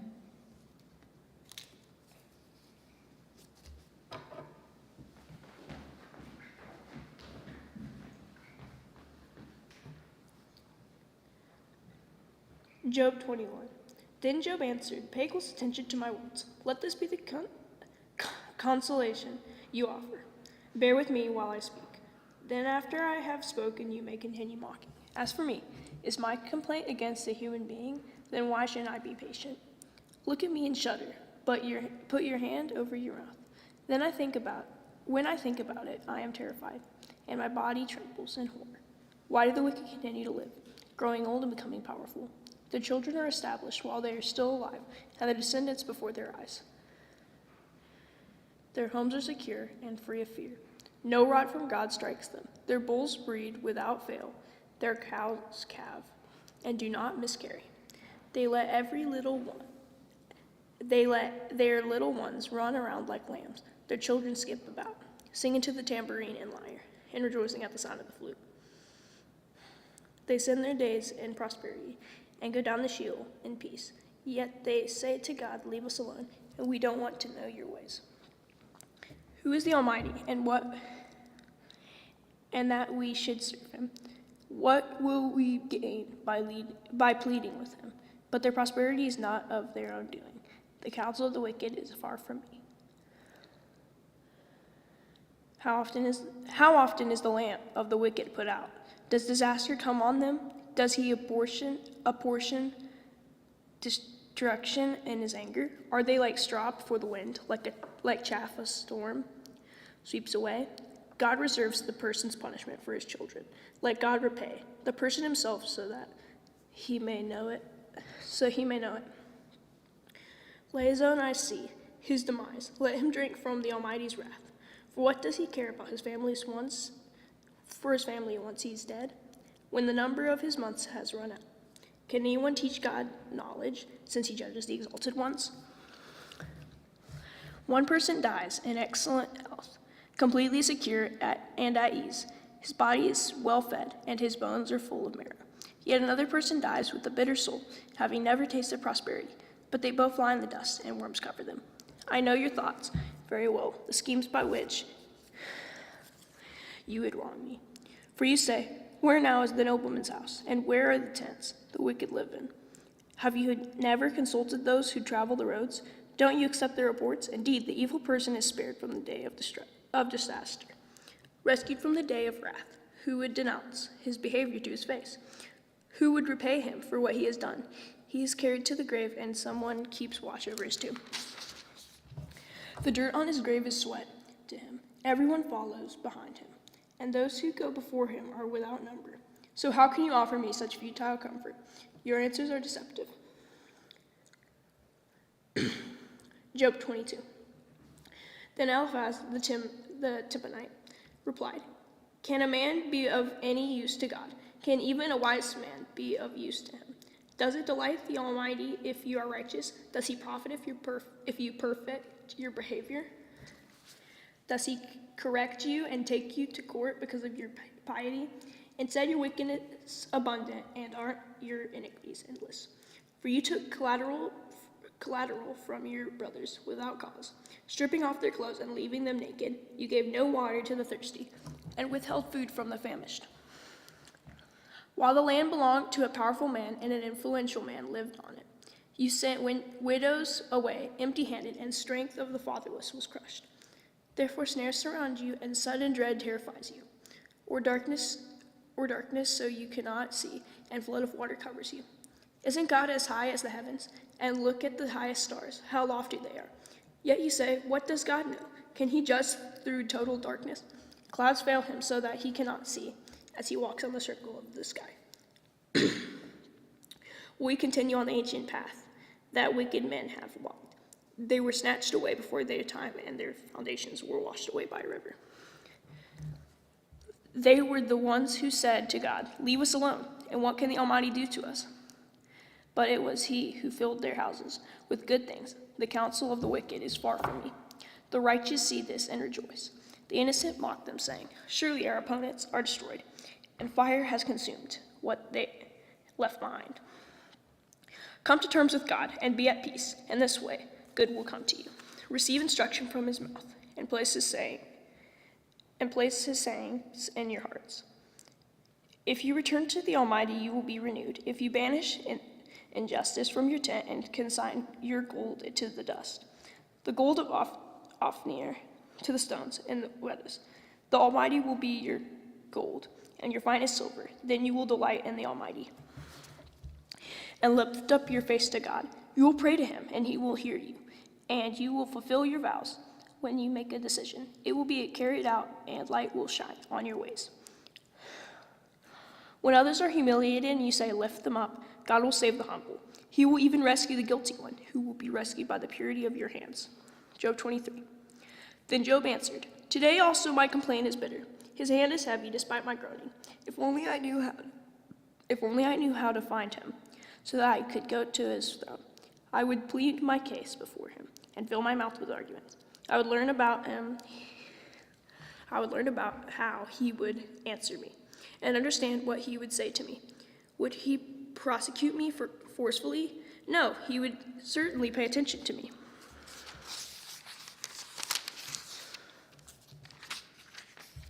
Then an upright man could reason with him, and I would escape from my judge forever. If I go east, he is not there, and if I go west, I cannot perceive him. When he is at work to the north, I cannot see him. When he turns south, I cannot find him. Yet he knows the way I have taken. When he has tested me, I will emerge as pure gold. My feet have followed in his tracks. I have kept to his way and not turned aside. I have not departed from the commands from his lips. I have treasured the words from his mouth more than my daily food. But he is unchangeable. Who can oppose him? He does what he desires. He will certainly accomplish what he has decreed for me. And like these in mind. Therefore, I am terrified in his presence. When I consider this, I am afraid of him. God has made my heart faint, and the Almighty has terrified me. Yet I am not destroyed by the darkness, by the thick darkness that covers my face. Job 24. Why does the Almighty not reserve times for judgment? Why do those who know him never see his days? The wicked displace boundary marks. They steal a flock and provide pasture for it. They drive away the donkeys owned by the fatherless and take the widow's ox as collateral. They push the needy off the road. The poor of the land are forced into hiding. Like wild donkeys in the wilderness, the poor go out to their task of foraging for food. The desert provides nourishment for their children. They gather their fodder in the field and glean the vineyards of the wicked. Without clothing, they spend the night naked, having no covering against the cold. Drenched by the mountain rains, they huddle against the rocks, shelterless. The fatherless infant is snatched from the breast. The nursing child of the poor is seized as collateral. Without clothing, they wander about naked. They carry sheaves, but go hungry. They crush olives in their presses. They tread the wine presses, but go thirsty. From the city may groan the mortally wounded cry for help. Yet God pays no attention to this crime. The wicked are those who rebel against the light. They do not recognize its ways or stay on its path. The murderer rises at dawn to kill the poor and needy, and by night he becomes a thief. The adulterer's eye watches for twilight, thinking, no eye will see me, and he covers his face in the dark. In the dark they break into houses. By day they lock themselves in, never experiencing the light, for the morning is like darkness to them. Surely they are familiar with the terrors of darkness. They float on the surface of the water. Their section of the land is cursed, so that they never go to their vineyards, as dry ground and heat snatch away. The melted snow. So Sheol steals those who have sinned. The womb forgets them. Worms feed on them. They are remembered no more. So justice is broken like a tree. They prey on the childless woman who is unable to conceive, and do not deal kindly with the widow. Yet God drags away the mighty by his power. When he rises up, they have no assurance of life. He gives them a sense of security so they can rely on it. But his eyes watch over their ways. They are exalted for a moment. Then gone. They are brought low and shrivel up. Like everything else, they wither like heads of grain. If this is not true, then who can prove me a liar and show that my speech is worthless? Job chapter 25. Then Bildad the Shuhite replied, dominion and dread belong to him, and the one who establishes harmony in his heights. Can his troops be numbered? Does his light not shine on everyone? How can a human be justified before God? How can one born of a woman be pure? If even the moon does not shine, and stars are not pure in his sight, how much less a human is a maggot, a son of God, a son of man, who is a worm. Job chapter 26. Then Job answered, how you have helped the powerless and delivered the arm that is weak. How you have counseled the unwise and abundantly provided insight. With whom did you speak these words? Whose breath came out of your mouth? The departed spirits tremble beneath the waters, and all that inhabit them. Sheol is naked before God, and Abaddon has no covering. He stretches the northern skies over empty space. He hangs the earth on nothing. He wraps up the water in his clouds, yet the clouds do not burst beneath its weight. He obscures the view of his throne, spreading the cloud over it. He laid out the horizon on the surface of the waters at the boundary between light and darkness. The pillars that hold up the sky tremble, astounded at his rebuke. By his power he stirred the sea, and by his understanding he crushed Rahab. By his breath the heavens gained their beauty. His hand pierced the fleeing serpent. These are but the fringes of his ways. How faint is the word we hear of him? Who can understand his mighty thunder? Job chapter 27. Job continued his discourse, saying, as God lives, who has deprived me of justice, and the Almighty who has made me bitter? As long as my breath is still in me, the breath from God remains in my nostrils. My lips will not speak unjustly, and my tongue will not utter deceit. I will never affirm that you are right. I will maintain my integrity until I die. I will cling to my righteousness and never let it go. My conscience will not accuse me as long as I live. May my enemy be like the wicked, and my opponent like the unjust. For what hope does the godless person have when he is cut off, when God takes away his life? Will God hear his cry when distress comes on him? Will he delight in the Almighty? Will he call on God at all times? I will teach you about God's power. I will not conceal what the Almighty has planned. All of you have seen this for yourselves. Why do you keep up this empty talk? This is a wicked man's lot from God. The inheritance of the ruthless receive from the Almighty. Even if his children increase, they are destined for the sword. His descendants will never have enough food. Those who survive will be buried by the plagues, yet their widows will not weep for them. Though he piles up silver like dust and heaps of fine clothing like clay, he may heap it up, but the righteous will wear it, and the innocent will divide up his silver. The house he built is like a moss cocoon, or a shelter set up by a watchman. He lies down wealthy, but will do so no more. When he opens his eyes, it is gone. Terrors overtake him like a flood. A storm wind sweeps him away at night. An east wind picks him up, and he is gone. It carries him away from his place. It blasts at him without mercy, while he flees desperately from its force. It claps its hands at him and scoffs at him from its place. Job 28. Sure, there is a mine for silver, and a place where gold is refined. Iron is taken from the ground, and copper is smelted from ore. A miner puts an end to the darkness. He probes the deepest recesses for ore in the gloomy darkness. He cuts a shaft far from human habitation, and places unknown to those who walk above the ground, suspended far away from people. The miners swing back and forth. Food may come from the earth, but below the surface the earth is transformed as by fire. Its rocks are a source of lapis lazuli containing flecks of gold. No bird of prey knows that path. No falcon's eye has seen it. Proud beasts have never walked on it. No lion has ever prowled over it. The miner uses a flint tool and turns up ore from the root of the mountains. He cuts out channels in the rocks, and his eyes spot every treasure. He dams up the streams from flowing, so that he may bring to light what is hidden. But where can wisdom be found, and where is understanding located? No one can know its value, since it cannot be found in the land of living. The ocean depths say, "It's not in me," while the sea declares, "I don't have it." Gold cannot be exchanged for it, and silver cannot be weighed out for its price. Wisdom cannot be valued in the gold of Ophir, and precious onyx or lapis lazuli. Gold and glass do not compare with it. The articles of fine gold cannot be exchanged for it. Coral and quartz are not worth mentioning the price of wisdom. Is beyond pearls. Topaz from Cush cannot compare with it, and it cannot be valued in pure gold. Where then does wisdom come from, and where is the understanding located? It is hidden from the eyes of every living thing, and concealed from the birds of the sky.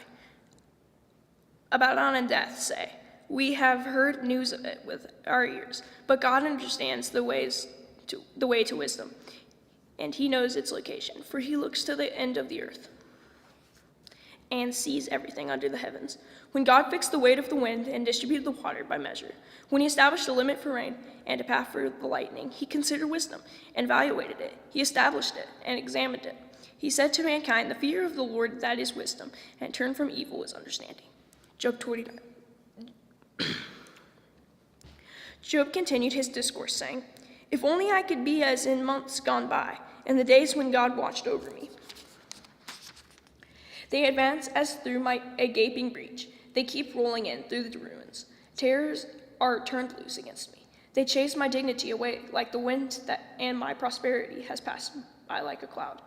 Now my life is poured out before me, and days of suffering have seized me. Night pierces my bones, but my gnawing pains never rest. My clothing is distorted with great force. He chokes me by the neck of my garment. He throws me into the mud, and I have become like dust and ashes. I cry out to you for help, but you do not answer me. When I stand up, you merely look at me. You have turned against me with cruelty. You harass me with your strong hand. You lift me up on the wind and make me ride it. You scatter me in the storm. Yes, I know that you will lead me to death, and the place appointed for all who live. Yet no one can stretch out his hand against a ruined person when he cries out to him for help. Because of his distress, have I not wept for those who have fallen on hard times? Has my soul not grieved for the needy? But when I hoped for good, evil came. When I looked for light, darkness came. I am churning within and cannot rest. Days of suffering confront me. I walked about blackened, but not by the sun. I stood in the assembly and cried out for help. I have become a brother to jackals, a companion of ostriches. My skin blackens and flakes off, and my bones burn with fever. My lyre is used for mourning, and my flute for the sound of weeping. Job 31. I have made a covenant with my eyes. How then could I look at a young woman? For what portion would I have from God above? Or what inheritance from the Almighty on high? Doesn't disaster come to the unjust and misfortune to the evildoers? Does he not see my ways and number all my steps? If I have walked in falsehood, or my foot has rushed to deceit, let God weigh me on accurate scales, and he will recognize my integrity. My step has turned from the way my heart has followed. My eyes or impurity has stained my hands. Let someone else eat what I have sown, and let my crops be uprooted.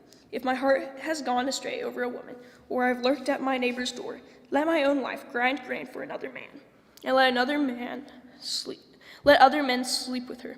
For that would be a disgrace. It would be an iniquity deserving punishment. For it is a fire that consumes down to Abaddon. It would destroy my entire harvest. If I have dismissed the case of my male or female servants when they made a complaint against me, what could I do when God stands up to judge? How should I answer him when he calls me to account? Did not the one who made me in the womb also make them? Did not the same God form us both in the womb? If I have refused the wishes of the poor, or let the widow's eyes go blind, if I have eaten my few crumbs alone without letting the fatherless eat any of it, for from my youth I have raised him as his father, and since the day I was born I guided the widow. If I have seen anyone dying for lacking of clothing, or a needy person without a cloak, if he did not bless me while warming himself with a fleece from my sheep, if I ever cast my vote against the fatherless child, when I saw that I had support in the city gate, then let my shoulder blade fall from my back, and my arm be pulled from its socket, for disaster from God terrifies me, and because of his majesty I could not do these things. If I placed my confidence in gold, or called fine gold my trust, if I had rejoiced because my wealth is great, or because my own hand has acquired so much, if I have gazed at the sun when it was shining, or at the moon moving in splendor, so that my heart was secretly enticed, and I threw them a kiss, this would also be iniquity, deserving punishment, for I would have denied God above. I rejoiced over my enemy's distress, or become excited when trouble came his way. I have not allowed my mouth to sin by asking for his life with a curse. Haven't the members of my household said, who is there who has not had enough to eat at Job's table? No stranger had to spend the night on the street, for I opened my door to the traveler. Have I covered my transgressions as others do, by hiding my iniquity in my heart? Because I greatly feared the crowds, and because the contempt of the clans terrified me. So I grew silent and would not go outside. If only I had someone to hear my case. Here's my signature. Let the Almighty answer me. Let my opponent compose his indictment. I would surely carry it on my shoulder and wear it like a crown. I would give him an account of all my steps. I would approach him like a prince. If my land cries out against me, and its furrows join in deep in weeping, if I have consumed in produce without payment, or shown contempt for its tenants, then let thorns grow instead of wheat, and stinkweed instead of barley. The words of Job are concluded.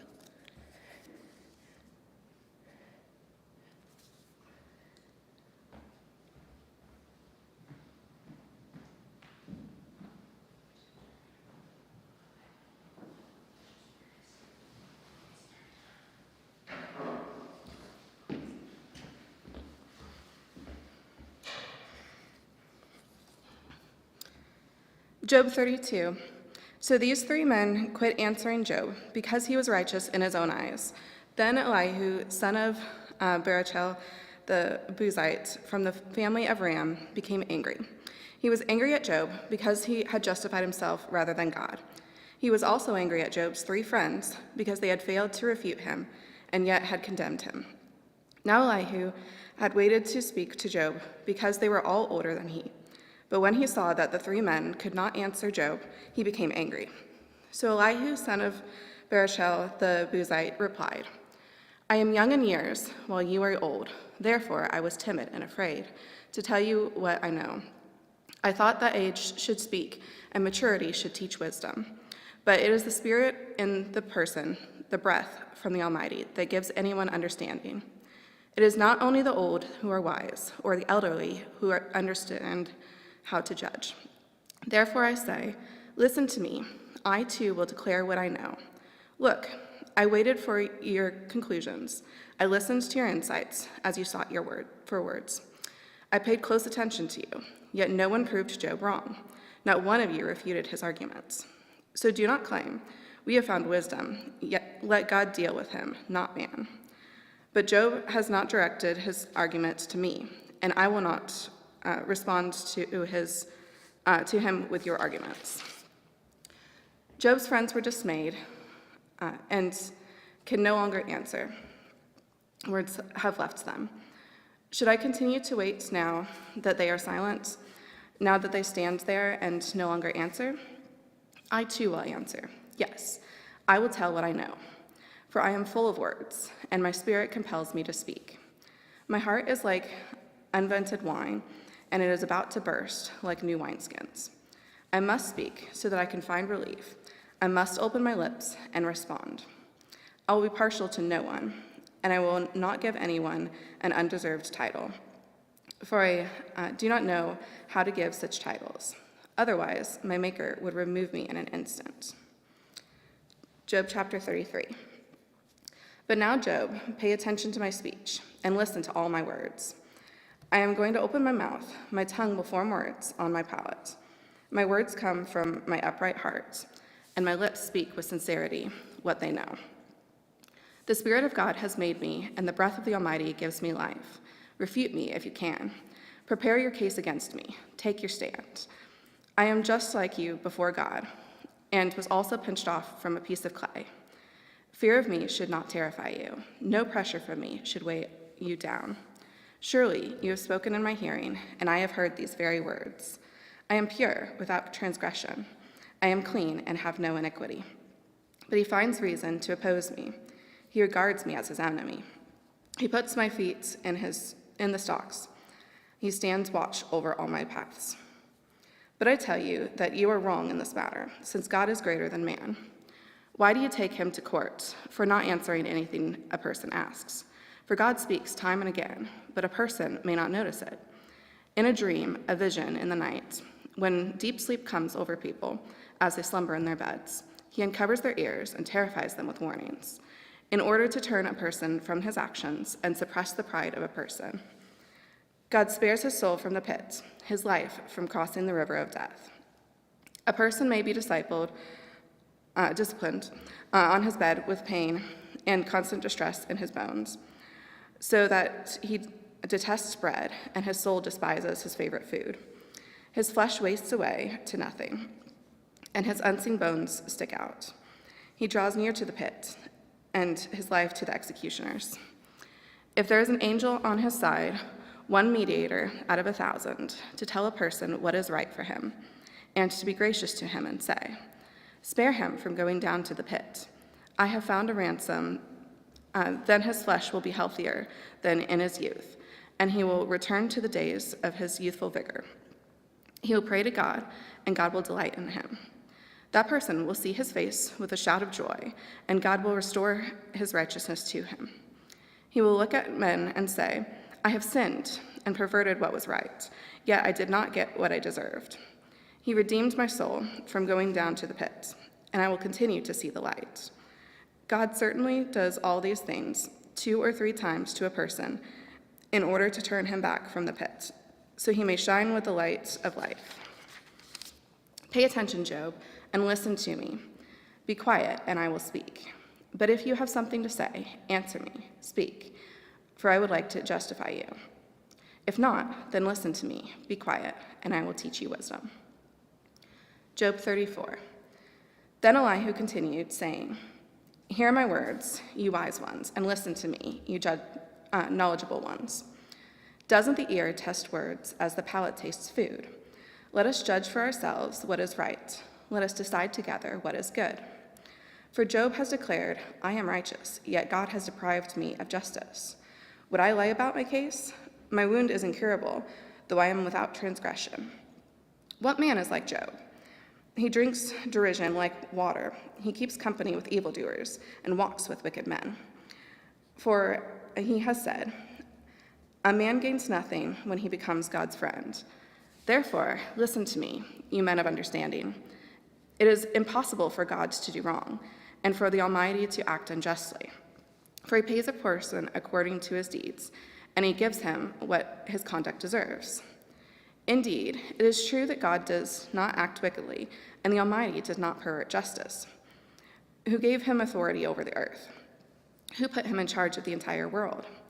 If he put his mind to it and withdrew the spirit and breath he gave, every living thing would perish together, and mankind would return to the dust. If you have understanding, hear this. Listen to what I have to say. Could one who hates justice govern the world? Will you condemn the mighty, righteous one, who says to a king, 'Worthless man,' to a noble's wicked man? God is not partial to princes and does not favor the rich over the poor. For they are all his work of his hands. They die suddenly in the middle of the night. People shudder, then pass away. Even the mighty are removed without effort. For his eyes watch over a man's ways, and he observes all his steps. There is no darkness, no deep darkness, where evildoers can hide. God does not need to examine a person further, that one should approach him in a court. He shatters the mighty without investigation and sets others in their place.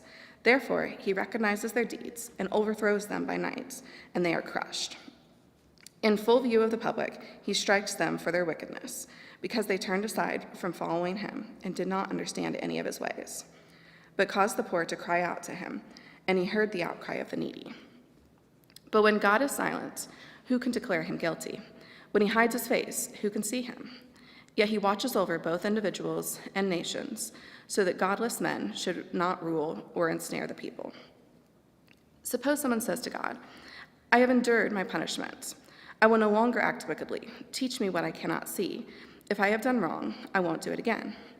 Should God repay you on your terms when you have rejected his? You must choose, not I. So declare what you know. Reasonable men will say to me, along with the wise men who hear me, "Job speaks without knowledge. His words are without insight. If only Job were tested to the limit, because his answers are like those of a wicked man. For he adds rebellion to his sin. He scornfully claps in our presence, while multiplying his words against God." Job chapter 35. Then Elihu continued, saying, "Do you think that it is just what you say? Am I righteous before God? For you ask, what does it profit you? And what benefit comes to me if I do not sin? I will answer you, and your friends with you. Look at the heavens and see, and gaze at the clouds high above you. If you sin, how does it affect God? If you multiply your transgressions, what does it do to him? If you are righteous, what does it give him, or what does he receive from your hand? Your wickedness affects a person like yourself, and your righteousness a son of man. People cry out because of severe oppression. They shout for help because of the power of the mighty. But no one asks, where is God, my maker, who provides us with songs in the night, who gives us more understanding than the animals of the earth, and makes us wiser than the birds of the sky? There they cry out, but he does not answer because of the pride of evil people. Indeed, God does not listen to empty cries, and the Almighty does not take note of it. How much less when you complain that you do not see him, that your case is before him and you are waiting for him. But now, because God's anger does not punish, and he does not pay attention to transgression, Job opens his mouth in vain and multiplies words without knowledge. Job chapter 36. Then Elihu continued saying, be patient with me a little longer, and I will inform you, for there is still more to be said on God's behalf. I will get my knowledge from a distant place and ascribe justice to my Maker. Indeed, my words are not false. One who has complete knowledge is with you. Yes, God is mighty, but he despises no one. He understands all things. He does not keep the wicked alive, but he gives justice to the oppressed. He does not withdraw his gaze from the righteous, but he seats himself forever with enthroned kings, and they are exalted. If people are bound with chains and trapped by the cords of affliction, God tells them what they have done and how arrogantly they have transgressed. He opens their ears to correction and tells them to repent from iniquity. If they listen and serve him, they will end their days in prosperity and their years in happiness. But if they do not listen, they will cross the river to death and die without knowledge. Those who have a godless heart harbor anger, even when God binds them. They do not cry for help. They die in their youth. Their life ends among male cult prostitutes. God rescues the afflicted by their afflictions and instructs them by their torments. Indeed, he lured them from the jaws of distress to a spacious and unconfined place. Your table was spread with choice food. Yet now you are obsessed with the judgment due the wicked. Judgment and justice have seized you. Be careful that no one lures you with riches. Do not let a large ransom lead you astray. Can your wealth or all your physical exertion keep you from distress? Do not long for the night when nations will disappear from their places. Be careful that you do not turn into iniquity, for that is why you have been tested by affliction. Look, God shows himself exalted by his power. Who is a teacher like him? Who has appointed his way for him? And who has declared, you have done wrong? Remember that you should praise his work, which people have sung about.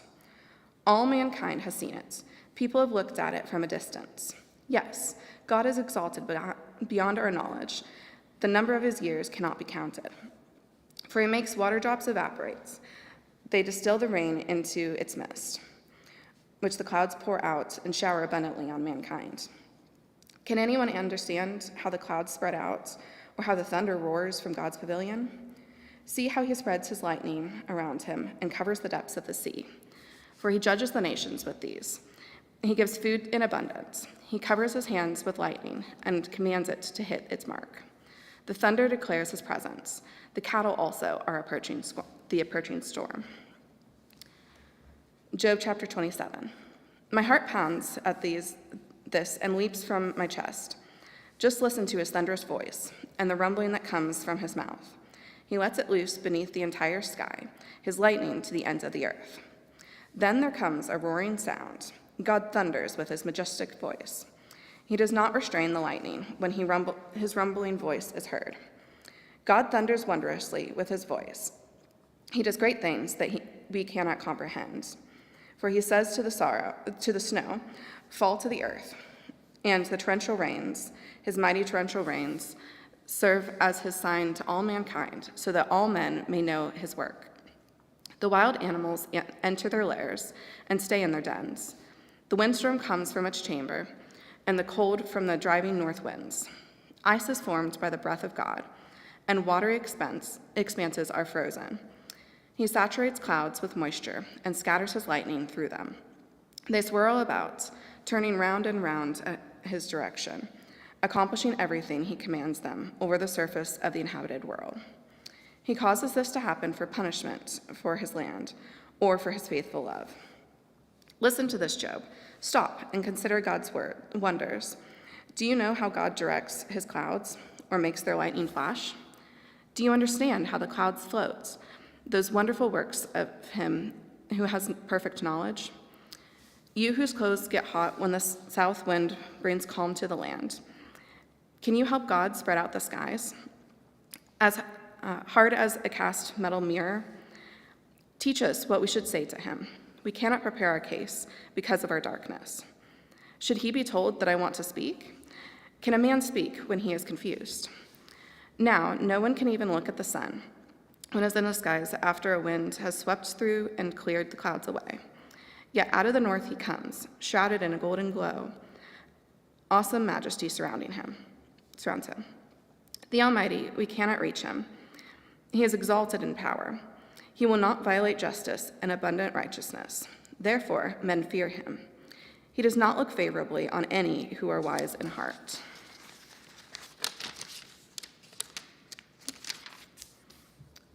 Job chapter 38.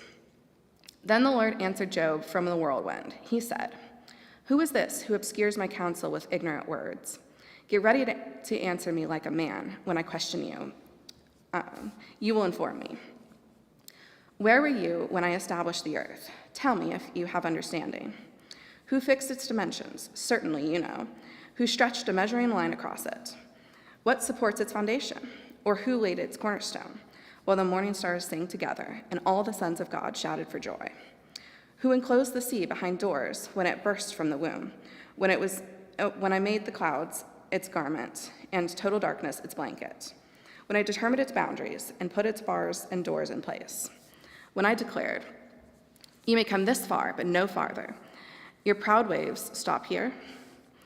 Have you ever in your life commanded the morning or assigned the dawn its place, so it may seize the edges of the earth and shake the wicked out of it? The earth is changed as clay is by a seal. Its hills stand out like the folds of a garment. Light is withheld from the wicked, and the arm raised in violence is broken. Have you traveled to the sources of the sea, or walked in the depths of the oceans? Have the gates of death been revealed to you? Have you seen the gates of deep darkness? Have you comprehended the extent of the earth? Tell me if you know all this. Where is the road to the home of light? Do you know where the darkness lives, so you can lead it back to its border? Are you familiar with the path to its home? Don't you know? You were already born. You have lived so long. Have you entered this place where the snow is stored? Or have you seen the storehouses of hail, which I hold in reserve for times of trouble, for the day of warfare and battle? What road leads to the place where light is dispersed? Where is the source of the east wind that spreads across the earth? Who cuts a channel for the flooding rain, or clears the way for lightning, or brings rain on an uninhabited land, on a desert with no human life, to satisfy the parched wasteland and cause the grass to sprout? Does the rain have a father? Who fathered the drops of dew? Whose womb did the ice come from? Who gave birth to the frost of heaven, when water becomes as hard as stone and the surface of the watery depths is frozen? Can you fasten the chains of the Pleiades, or loosen the belt of Orion? Can you bring out the constellations in their season and lead the bear and her cubs? Do you know the laws of heaven? Can you impose this authority on earth? Can you command the clouds so that the flood of water covers you? Can you send out lightning bolts, and they go? Do they report to you? Here we are. Who put wisdom in your heart, or gave the mind understanding? Who has the wisdom to number the clouds? Or who can tilt the water jars of heaven? When the dust hardens like cast metal, and the clods of dirt stick together, Can you hunt prey for a lioness or satisfy the appetite of young lions when they crouch in their dens and lie in wait within their lairs? Who provides the ravens food when its young cry out to God and wander about for lack of food? Job chapter 39. Do you know when mountain goats give birth? Have you watched the deer in labor? Can you count the months they are pregnant so you can know the time they give birth? They crouch down to give birth to their young. They deliver their newborn. Their offspring are healthy and grow up in the open field.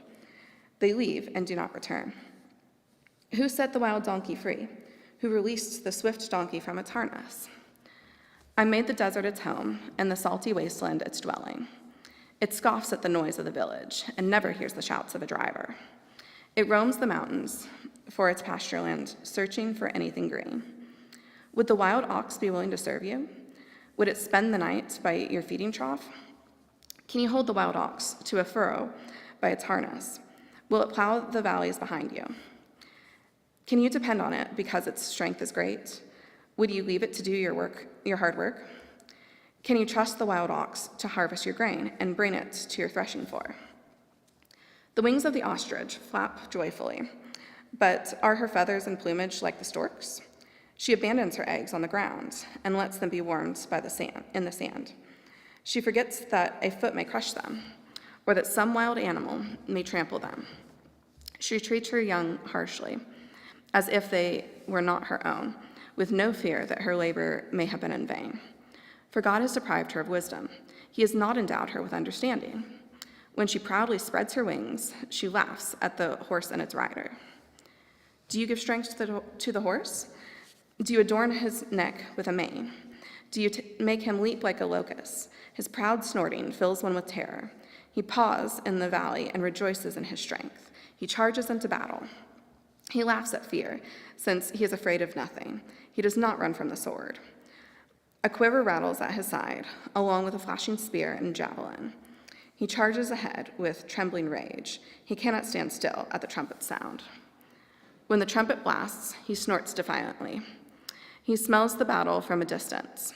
He hears the officer's shouts and the battle cry. Does the hawk take flight by your understanding and spread its wings to the south? Does the eagle soar at your command and make its nest on high? It lives on the cliff where it spends the night. Its stronghold is a rocky crag. From there, it searches for prey. Its eyes penetrate the distance. Its brood gulps down blood, and where the slain are, it is there.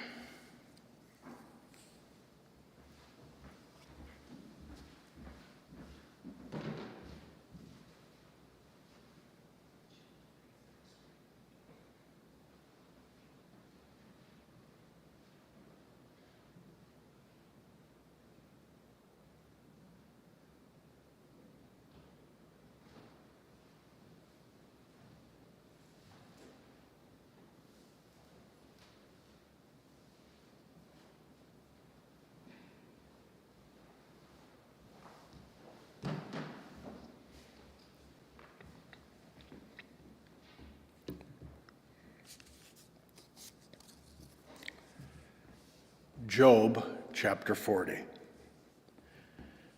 The Lord answered Job, "Will the one who contends with the Almighty correct him? Let him who argues with God give an answer." Then Job answered the Lord, "I am so insignificant, how can I answer you? I place my hand over my mouth. I have spoken once, and I will not reply. Twice, but now I can add nothing." Then the Lord answered Job from the whirlwind, "Get ready to answer me like a man. When I question you, you will inform me. Would you really challenge my justice? Would you declare me guilty to justify yourself? Do you have an arm like God's? Can you thunder with a voice like his? Adorn yourself with majesty and splendor, and clothe yourself with honor and glory. Pour out your raging anger. Look on every proud person and humiliate him. Look on every proud person and humble him. Trample the wicked where they stand. Hide them together in the dust. Imprison them in the grave. Then I will confess to you that your own right hand can deliver you. Look at Behemoth, which I made along with you. He eats grass like cattle. Look at the strength of his back and the power in his muscles of his belly. He stiffens his tail like a cedar tree. The tendons of his thighs are woven firmly together. His bones are bronze tubes. His limbs are like iron rods. He is the foremost of God's works. Only his maker can draw the sword against him. The hills yield food for him, while all sorts of wild animals play there. He lies under the lotus plants, hiding in the protection of marshy reeds. Lotus plants cover him with their shade. The willows by the brook surround him. Though the river rages, Behemoth is unafraid. He remains confident even if the Jordan surges up to his mouth. Can anyone capture him while he looks on, or pierce his nose with snares? Chapter 41. Job chapter 41. Can you pull in Leviathan with a hook or tie his tongue down with a rope? Can you put a cord through his nose or pierce his jaw with a hook?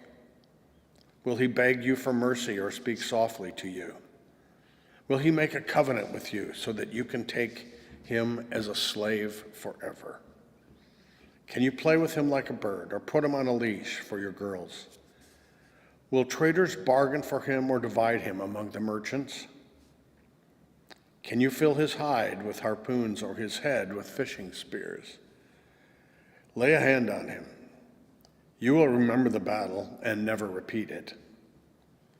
Any hope of capturing him proves false. Does a person not collapse at the very sight of him? No one is ferocious enough to rouse Leviathan. Who then can stand against me? Who confronted him that I should repay him? Everything under heaven belongs to me. I cannot be silent about his limbs, his power, and his graceful proportions. Who can strip off his outer covering? Who can penetrate his double layer of armor? Who can open his jaws, surrounded by those terrifying teeth? His pride is in his rows of scales closely sealed together. One scale is so close to another that no air can pass between them. They are joined to one another, so closely connected they cannot be separated. His snorting flashes with light, and his eyes are like the rays of dawn. Flaming torches shoot from his mouth, fiery sparks fly out. Smoke billows from his nostrils, as from a boiling pot or burning reeds. His breath sets coals ablaze, and flames pour out of his mouth. Strength resides in his neck, and dismay dances before him. The folds of his flesh are joined together, solid as metal and immovable. His heart is as hard as a rock, as hard as a lower millstone. When Leviathan rises, the mighty are terrified. They withdraw because of his thrashing. The sword that reaches him will have no effect, nor will a spear, a dart, or an arrow. He regards iron as straw and bronze as rotten wood. No arrow can make him flee. Sling stones become like stubble to him. A club is regarded as stubble, and he laughs at the sound of a javelin. His undersides are jagged potsherds, spreading the mud like a threshing sledge. He makes the depths seethe like a cauldron. He makes the sea like an ointment jar. He leaves a shining wake behind him. One would think the deep had gray hair. He has no equal on earth, a creature devoid of fear. He surveys everything that is haughty. He is king over all the proud beasts. Job chapter 42. Then Job replied to the Lord, I know that you can do anything, and no plans of yours can be thwarted. You asked, who is this who conceals my counsel with ignorance? Surely I spoke about things I did not understand, things too wondrous for me to know. You said, listen now, and I will speak. When I question you, you will inform me. I had heard reports about you, but now my eyes have seen you. Therefore, I reject my words and am sorry for them. I am dust and ashes. After the Lord had finished speaking to Job, he said to Eliphaz the Temanite, I am angry with you and your two friends, for you have not spoken the truth about me as your servant Job has. Now take 7 bulls and 7 rams. Go to my servant Job and offer a burnt offering for yourselves. Then my servant Job will pray for you. I will surely accept his prayer and not deal with you as your folly deserves. For you have not spoken the truth about me as my servant Job has. Then Eliphaz the Temanite, Bildad the Shuhite, and Zophar the Naamathite went and did as the Lord had told them, and the Lord accepted Job's prayer. After Job had prayed for his friends, the Lord restored his fortunes and doubled his previous possessions. All his brothers, sisters, and former acquaintances came to him and dined with him in his house. They sympathized with him and comforted him concerning all the adversity the Lord had brought on him. Each one gave him a piece of silver and a gold earring. So the Lord blessed the last part of Job's life more than the first. He owned 14,000 sheep and goats, 6,000 camels, 1,000 yoke of oxen, and 1,000 female donkeys. He also had 7 sons and 3 daughters. He named his first daughter Jemimiah, his second Kesia, and his third Karen Happak. No women as beautiful as Job's daughters could be found in all the land, and their father granted them an inheritance with their brothers. Job lived 140 years after this, and saw his children and their children to the 4th generation. Then Job died, old and full of days. Beginning the reading of the book of Psalms. Psalms, Book 1. Psalm 1. How happy is the one who does not walk in the advice of the wicked, or stand in the pathway with sinners, or sit in the company of mockers. Instead, his delight is in the Lord's instruction, and he meditates on it day and night. He is like a tree planted beside flowing streams, that bears its fruit in its season, and whose leaf does not wither. Whatever he does prospers. The wicked are not like this. Instead, they are like chaff that the wind blows away. Therefore, the wicked will not stand up in the judgment, nor sinners in the assembly of the righteous. For the Lord watches over the way of the righteous, but the way of the wicked leads to ruin. Psalms chapter 2. Why do the nations rage and the peoples plot in vain? The kings of the earth take their stand, and the rulers conspire together against the Lord and his anointed one. Let's tear off their chains and throw their ropes off of us. The one enthroned in heaven laughs. The Lord ridicules them.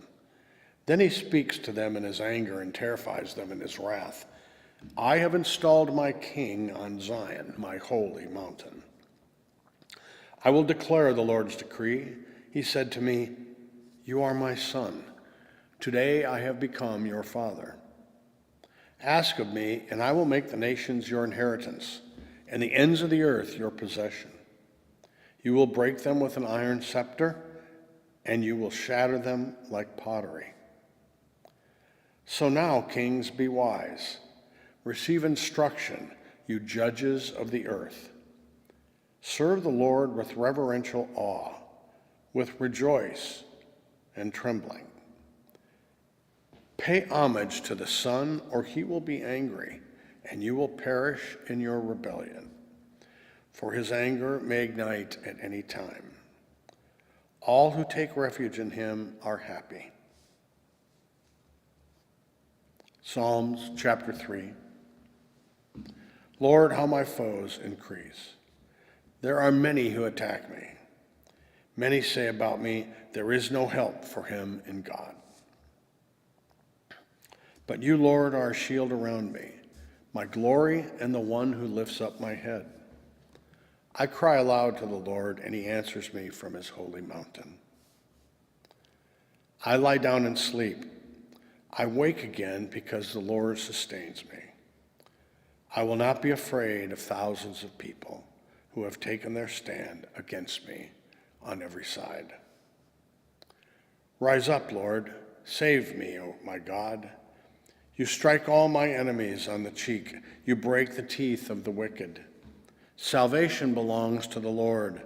May your blessing be on your people. Psalm chapter 4. Answer me when I call, God, who vindicates me. You freed me from affliction. Be gracious to me and hear my prayer. How long, exalted ones, will my honor be insulted? How long will you love what is worthless and pursue a lie? Know that the Lord has set apart the faithful for himself. The Lord will hear when I call to him. Be angry and do not sin. On your bed, reflect in your heart and be still. Offer sacrifices in righteousness and trust in the Lord. Many are asking, who can show us anything good? Let the light of your face shine on us, Lord. You have put more joy in my heart than they have when their grain and new wine abound. I will both lie down and sleep in peace, for you alone, Lord, make me alive in safety.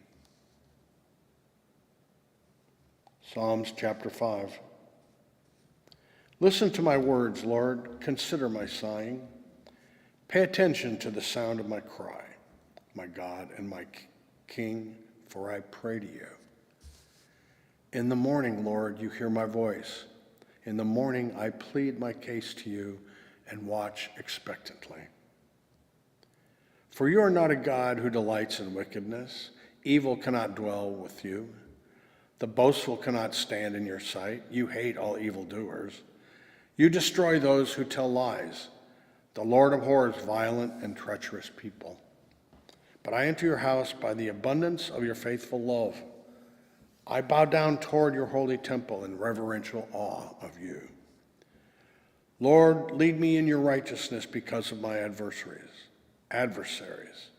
Make your way straight before you. For there is nothing reliable in what they say. Destruction is within them. Their throat is an open grave. They flatter with their tongues. Punish them, God. Let them fall by their own schemes. Drive them out because of their many crimes, for they rebel against you. But let all who take refuge in you rejoice. Let them shout for joy forever.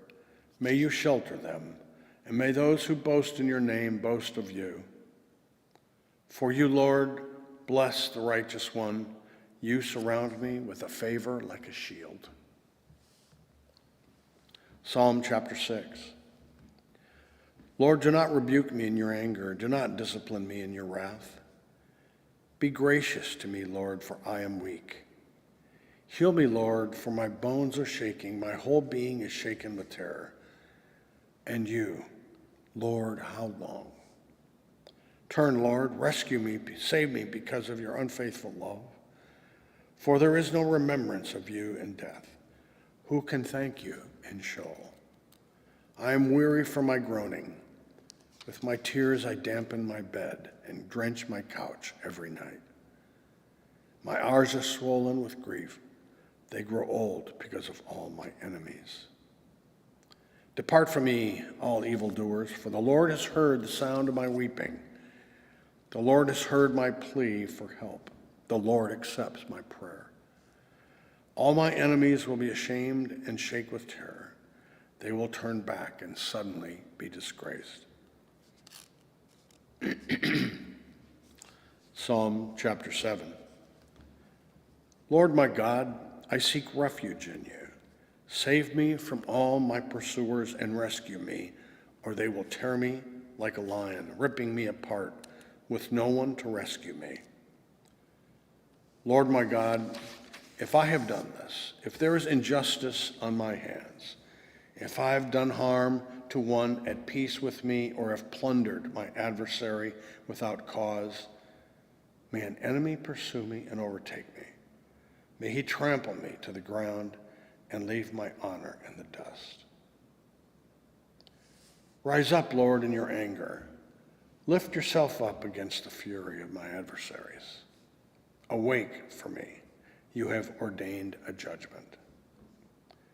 Let the assembly of peoples gather around you. Take your seat on high over it. The Lord judges the peoples. Vindicate me, Lord, according to my righteousness and my integrity. Let the evil of the wicked come to an end, but establish the righteous. The one who examines the thoughts and emotions is a righteous God. My shield is with God, who saves the upright in heart. God is a righteous judge and a God who shows his wrath every day. If anyone does not repent, he will sharpen his sword. He has strung his bow and made it ready. He has prepared his deadly weapons. He tips his arrows with fire. See, the wicked one is pregnant with evil, conceives trouble, and gives birth to deceit. He dug a pit and hollowed it out, but fell into the hole he had made. His trouble comes back on his own head.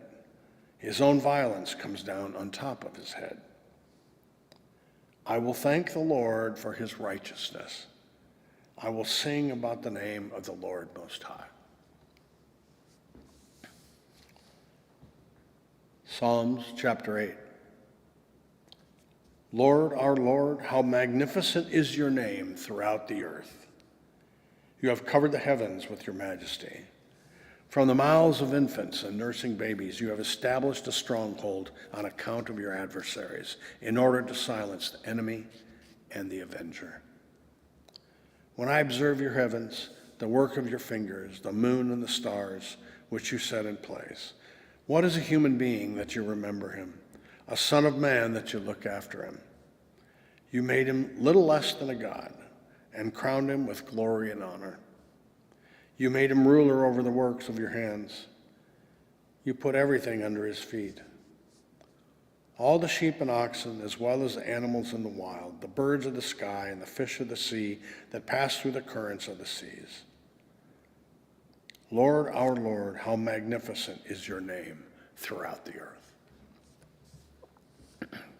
Psalms chapter 9. I will thank the Lord with all my heart. I will declare all your wondrous works. I will rejoice and boast about you. I will sing about your name, Most High. When my enemies retreat, they stumble and perish before you. For you have upheld my just cause. You are seated on your throne as a righteous judge. You have rebuked the nations. You have destroyed the wicked. You have erased their name forever and ever. The enemy has come to eternal ruin. You have uprooted the cities, and the very memory of them has perished. But the Lord sits enthroned forever. He has established his throne for judgment, and he judges the world with righteousness.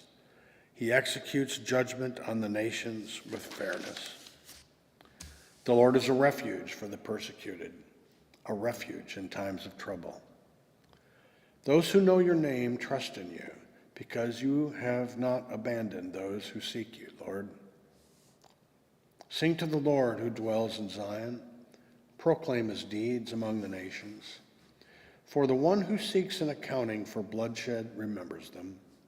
He does not forget the cry of the oppressed. Be gracious to me, Lord. Consider my affliction at the hands of those who hate me. Lift me up from the gates of death, so that I may declare all your praises. I will rejoice in your salvation within the gates of daughter Zion. The nations have fallen into the pit they made. Their foot is caught in the net they have conceived. The Lord has made himself known. He has executed justice, snaring the wicked by the work of their hands. Selah. The wicked will return to Sheol, all the nations that forget God.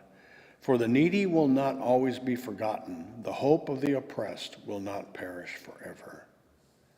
Rise up, Lord. Do not let mere humans prevail. Let the nations be judged in your presence. Put terror in them, Lord.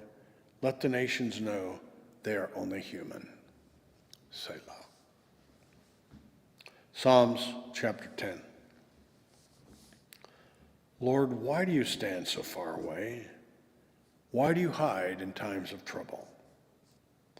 In arrogance, the wicked relentlessly pursue their victims. Let them be caught in the schemes they have devised. For the wicked one boasts about his own cravings. The one who is greedy curses and despises the Lord. In all his scheming, the wicked person arrogantly thinks, there's no accountability since there's no God. His ways are always secure. Your lofty judgments have no effect on him. He scoffs at all his adversaries. He says to himself, I will never be moved from generation to generation without calamity. Cursing, deceit, and violence fill his mouth. Trouble and malice are under his tongue. He waits in ambush near settlements. He kills the innocent in secret places. His eyes are on the lookout for the helpless. He lurks in secret like a lion in a thicket. He lurks in order to seize a victim. He seizes a victim and drags him in his net. So he is oppressed and beaten down. Helpless people fall because of the wicked one's strength. He says to himself, God is forgotten. He hides his face and will never see. Rise up, Lord God. Lift up your hand. Do not forget the oppressed. Why has the wicked person despised God? He says to himself, you will not demand an account. But you yourself have seen trouble and grief, observing it in order to take the matter into your own hands. The helpless one entrusts himself to you. You are a helper of the fatherless. Break the arm of the wicked evil person, until you look for his wickedness, but it can't be found. The Lord is king forever and ever. The nations will perish from his land. Lord, you have heard the desire of the humble. You will strengthen their hearts. You will listen carefully, doing justice for the fatherless and the oppressed, so that mere humans from the earth may terrify them no more. Psalm chapter 11. I have taken refuge in the Lord. How can you say to me, escape to the mountains like a bird? For look, the wicked string bows. They put their arrows on bowstrings, to shoot from the shadows at the upright in heart. When the foundations are destroyed, what can the righteous do? The Lord is in his holy temple. The Lord, his throne is in heaven. His eyes watch. His gaze examines everyone. The Lord examines the righteous, but he hates the wicked and those who love violence.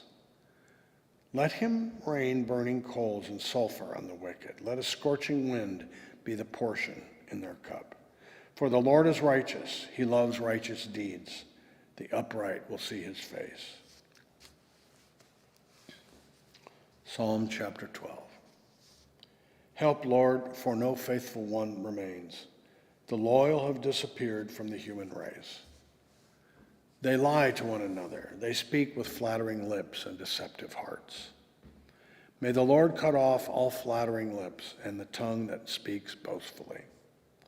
They say, through our tongues we have power. Our lips are our own. Who can be our master? Because of the devastation of the needy and the groaning of the poor, I will now rise up, says the Lord. I will provide safety for the one who longs for it. The words of the Lord are pure words, like silver refined in an earthen furnace, purified 7 times. You, Lord, will guard us. You will protect us from this generation forever. The wicked prowl all around, and what is worthless is exalted by the human race. Psalms chapter 13. How long, Lord, will you forget me forever? How long will you hide your face from me? How long will I store up anxious concerns within me, agony in my mind every day? How long will my enemy dominate me? Consider me and answer, Lord my God. Restore brightness to my eyes. Otherwise, I will sleep in death. My enemy will say, I have triumphed over him, and my foes will rejoice because I am shaken. But I have trusted in your faithful love. My heart will rejoice in your deliverance. I will sing to the Lord because he has treated me generously. Psalms chapter 14.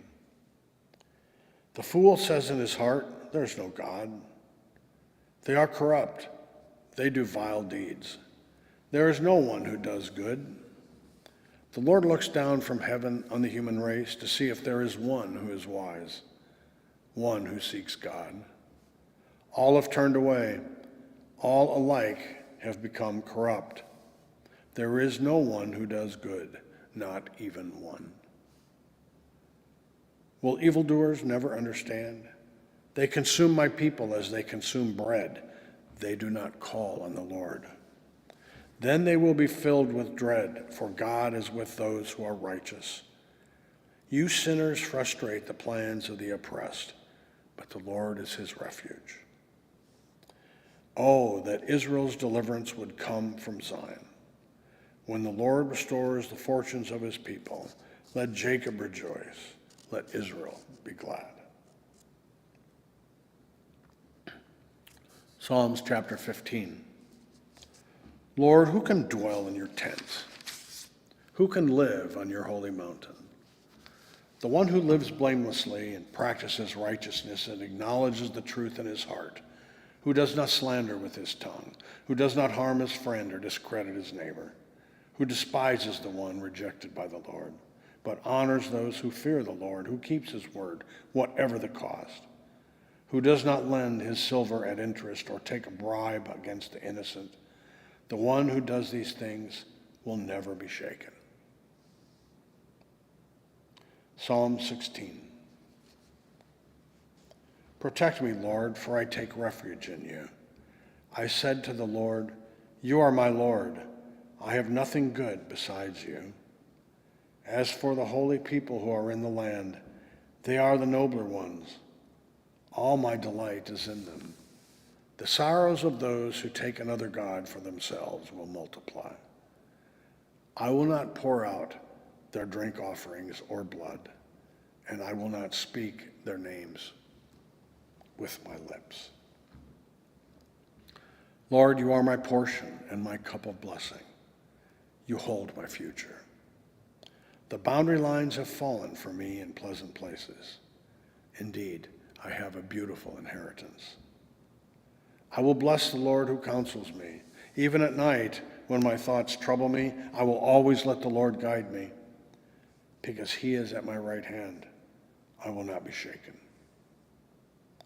Therefore, my heart is glad, and my whole body rejoices. My body rests secure. For you will not abandon me to Sheol. You will not allow your faithful one to see decay. You reveal the path of life to me. In your presence is abundant joy. At your right hand are eternal pleasures. Psalm chapter 17. Lord, hear a just cause.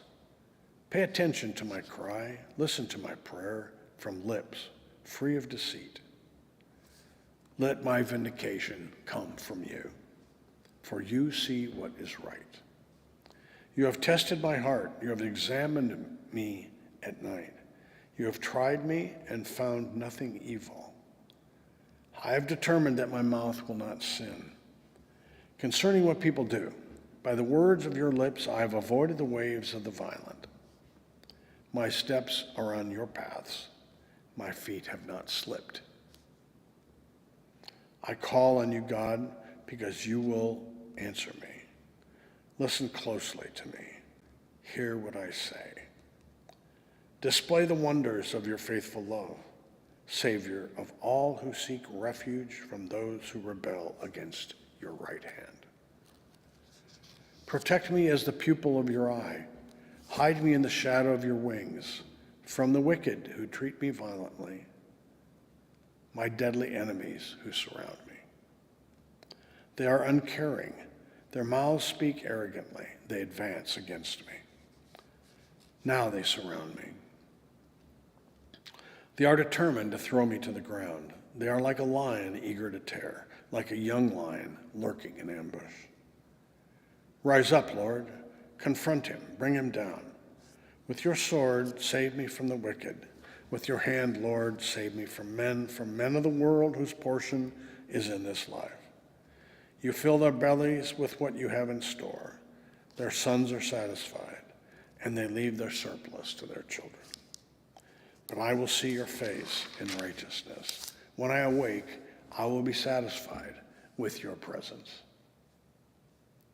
Psalm chapter 18. I love you, Lord, my strength. The Lord is my rock, my fortress, and my deliverer, my God, my rock where I seek refuge, my shield and the horn of my salvation, my stronghold. I called to the Lord who is worthy of praise, and I was saved from my enemies. The ropes of death were wrapped around me. The torrents of destruction terrified me. The ropes of Sheol entangled me. The snares of death confronted me. I called to the Lord in my distress, and I cried to my God for help. From his temple he heard my voice, and my cry to him reached his ears. Then the earth shook and quaked. The foundations of the mountains trembled. They shook because he burned with anger. Smoke rose from his nostrils, and consuming fire came from his mouth. Coals were set ablaze by it. He bent the heavens and came down, total darkness beneath his feet. He rode on a cherub and flew soaring on the wings of the wind. He made darkness his hiding place. Dark storms, clouds, his canopy around him. From the radiance of his presence, his clouds swept onward with hail and blazing coals. The Lord thundered from heaven. The Most High made his voice heard. He shot his arrows and scattered them. He hurled lightning bolts and routed them. The depths of the sea became visible. The foundations of the world were exposed at your rebuke, Lord, at the blast of the breath of your nostrils. He reached down from on high and took hold of me. He pulled me out of deep water. He rescued me from my powerful enemy and from those who hated me, for they were too strong for me. They confronted me in the day of my calamity, but the Lord was my support. He brought me out to a spacious place. He rescued me because he delighted in me. The Lord rewarded me according to my righteousness. He repaid me according to the cleanness of my hands. For I have kept the ways of the Lord and have not turned from my God to wickedness. Indeed, I let all his ordinances guide me and have not disregarded his statutes. I was blameless toward him and kept myself from my iniquity. So the Lord repaid me according to his righteousness, according to the cleanness of my hands in his sight. With the faithful, you prove yourself faithful. With the blameless, you prove yourself blameless. With the pure, you prove yourself pure.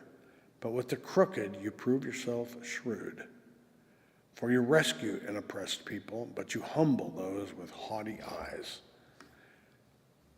Lord, you illumine my lamp. My God illuminates my darkness.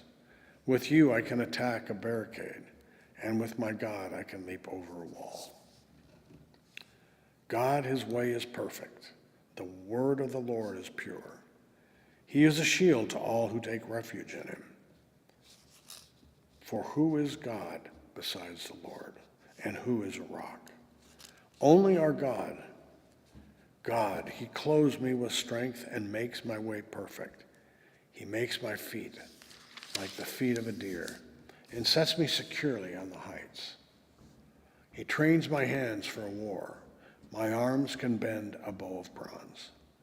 You have given me the shield of your salvation. Your right hand upholds me, and your humility exalts me. You make a spacious place beneath me for my steps, and my ankles do not give way. I pursue my enemies and overtake them. I do not turn back until they are wiped out. I crush them, and they cannot get up. They fall beneath my feet. You have clothed me with strength for battle. You subdue my adversaries beneath me. You have made my enemies retreat before me. I annihilate those who hate me. They cry for help, but there is no one to save them. They cry to the Lord, but he does not answer them. I pulverize them like dust before the wind. I trample them like mud in the streets. You have freed me from the feuds among the people. You have appointed me the head of nations. A people I had not known serve me. Foreigners submit to me cringing. As soon as they hear, they obey me.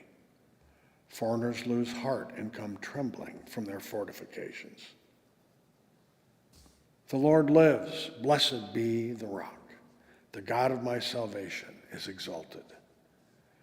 God, he grants me vengeance and subdues peoples under me. He frees me from my enemies. You exalt me above my adversaries. You rescue me from violent men. Therefore I will give thanks to you among the nations, Lord. I will sing praises about your name. He gives great victories to his king. He shows loyalty to his anointed, to David and his descendants forever. Psalm chapter 19. The heavens declare the glory of God, and the expanse proclaims the work of his hands. Day after day they pour out speech. Night after night they communicate knowledge. There is no speech, there are no words, their voice is not heard. Their message has gone out to the whole earth, and their words to the end of the earth. In the heavens he's pitched a tent for the sun. It is like a bridegroom coming from his home. He rejoices like an athlete running a course. It rises from one end of the heavens and circles to the other end. Nothing is hidden from its heat. The instruction of the Lord is perfect, renewing one's life. The testimony of the Lord is trustworthy, making the inexperienced wise. The precepts of the Lord are right, making the heart glad. The command of the Lord is radiant, making the eyes light up. The fear of the Lord is pure, enduring forever. The ordinances of the Lord are reliable and altogether righteous. They are more desirable than gold, than an abundance of pure gold, and sweeter than honey dripping from a honeycomb. In addition, your servant is warned by them, and in keeping them there is an abundant reward. Who perceives his unintentional sins? Cleanse me from my hidden faults. Moreover, keep your servant from willful sins. Do not let them rule me. Then I will be blameless and cleansed from blatant rebellion. May the words of my mouth and the meditation of my heart be acceptable to you, Lord, my rock and my redeemer. Psalms chapter 20. May the Lord answer you in a day of trouble. May the name of Jacob's God protect you. May he send you help from the sanctuary and sustain you from Zion. May he remember all your offerings and accept your burnt offering. May he give you what your heart desires and fulfill your whole purpose. Let us shout for joy at your victory and lift the banner in the name of God. May the Lord fulfill all your requests. Now I know that the Lord gives victory to his anointed. He will answer him from his holy heaven with mighty victories from his right hand. Some take pride in chariots and others in horses, but we take pride in the name of the Lord our God. They collapse and fall, but we rise and stand firm. Lord, give victory to the King. May he answer us on the day that we call. Psalms 21. Lord, the King finds joy in your strength. How greatly he rejoices in your victory. You have given him his heart's desire and have not denied the request of his lips. For you meet him with rich blessings. You place a crown of pure gold on his head. He asked you for life, and you gave it to him, length of days forever and ever. His glory is great through your victory. You confer majesty and splendor on him. You give him blessings forever. You cheer him with joy in your presence. For the King relies on the Lord. Through the faithful love of the Most High, he is not shaken. Your hand will capture all your enemies. Your right hand will seize those who hate you. You will make them burn like a fiery furnace. When you appear, the Lord will engulf them in his wrath, and fire will devour them. You will wipe their progeny from the earth and their offspring from the human race. Though they intend to harm you and devise a wicked plan, they will not prevail. Instead, you will put them to flight when you ready your bowstrings to shoot at them. Be exalted, Lord, in your strength. We will sing and praise your might. Psalms chapter 22. My God, why have you abandoned me? Why are you so far from my deliverance and from my words or groaning? My God, I cry by day, but you do not answer. By night, yet I have no rest. But you are holy, enthroned on the praises of Israel. Our fathers trusted in you. They trusted, and you rescued them. They cried to you and were set free. They trusted in you and were not disgraced. But I am a worm and not a man, scorned by mankind and despised by people. Everyone who sees me mocks me. They sneer and shake their heads. He relies on the Lord. Let him save him. Let the Lord rescue him, since he takes pleasure in him. It was you who brought me out of the womb, making me secure at my mother's breast. Yet I was given over to you at birth. You have been my God from my mother's womb. Don't be far from me, because distress is near and there's no one to help. Many bulls surround me. Strong ones of Bashan circle me. They open their mouths against me, lions mauling and roaring. I am poured out like fire. I am poured out like water, and all my bones are disjointed. My heart is like wax, melting within me. My strength is dried up like baked clay. My tongue sticks to the roof of my mouth. You put me into the dust of death. For dogs have surrounded me. A gang of evildoers has closed in on me. They pierced my hands and my feet. I can count all my bones. People look and stare at me. They divided my garments among themselves, and they cast lots for my clothing. But you, Lord, don't be far away.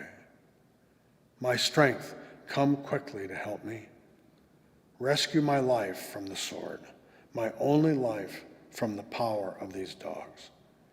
Save me from the lion's mouth, from the horns of wild oxen. You answered me.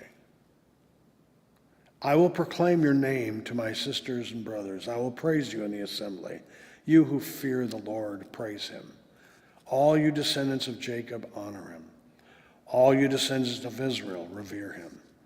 For he has not despised or abhorred the torment of the oppressed. He did not hide his face from him, but he listened when he cried to him for help.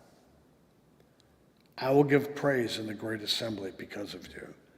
I will fulfill my vows before those who fear you. The humble will eat and be satisfied. Those who seek the Lord will praise him. May your hearts live forever. All the ends of the earth will remember and return to the Lord. All the families of the nations will bow down before you, for kingship belongs to the Lord. He rules the nations. All who prosper on earth will eat and bow down. All those who go down to the dust will kneel before him. Even the one cannot preserve his life. Their descendants will serve him. The next generation will be told about the Lord. They will come and declare his righteousness. To a people yet to be born, they will declare what he has done. Psalms chapter 23. The Lord is my shepherd. I have what I need. He lets me lie down in green pastures. He leads me beside the quiet waters. He renews my life. He leads me along the right paths for his name's sake. Even when I go through the darkest valley, I fear no danger, for you are with me. Your rod and your staff, they comfort me. You prepare a table before me in the presence of my enemies. You anoint my head with oil, my cup overflows. Only goodness and faithful love will pursue me all the days of my life, and I will dwell in the house of the Lord as long as I live. Psalm chapter 24. The earth and everything in it, the world and its inhabitants belong to the Lord, for he has laid its foundation on the seas and established it on the rivers. Who may ascend the mountain of the Lord? Who may stand in his holy place? The one who has clean hands and a pure heart, who has not appealed to what is false, and one who has not sworn deceitfully. He will receive blessing from the Lord and righteousness from the God of his salvation. Such is the generation of those who inquire of him, who seek the face of the God of Jacob. Lift up your heads, you gates. Rise up, ancient doors. Then the King of glory will come in. Who is this King of glory? The Lord, strong and mighty, the Lord, mighty in battle. Lift up your heads, you gates. Rise up, ancient doors. Then the King of glory will come in. Who is he, this King of glory? The Lord of armies. He is the King of glory. Selah. Psalm chapter 25. Lord, I appeal to you. My God, I trust in you. Do not let me be disgraced. Do not let my enemies gloat over me. No one who waits for you will be disgraced. Those who act treacherously without cause will be disgraced. Make your ways known to me, Lord. Teach me your paths. Guide me in your truth and teach me, for you are the God of my salvation. I wait for you all day long.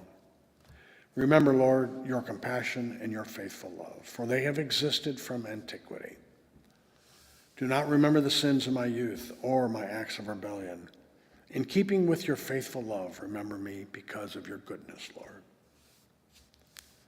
The Lord is good and upright. Therefore, he shows sinners the way. He leads the humble in what is right and teaches them his way. All the Lord's ways show faithful love and truth to those who keep his covenant and decrees. Lord, for the sake of your name, forgive my iniquity, for it is immense. Who is this person who fears the Lord? He will show him the way he should choose. He will live a good life, and his descendants will inherit the land. The secret counsel of the Lord is for those who fear him, and he reveals his covenant to them. My eyes are always on the Lord, for he will pull my feet out of the net. Turn to me and be gracious to me, for I am alone and afflicted. The distresses of my heart increase. Bring me out of my sufferings. Consider my affliction and trouble, and forgive all my sins. Consider my enemies, they are numerous, and they hate me violently. Guard me and rescue me, and do not let me put to shame. for I take refuge in you. May integrity and what is right watch over me, for I wait for you. God, redeem Israel from all its distress. Psalm chapter 26. Vindicate me, Lord, because I have lived with integrity and have trusted in the Lord without wavering. Test me, Lord, and try me. Examine my heart and my mind.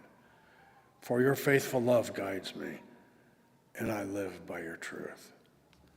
I do not sit with the worthless or associate with hypocrites.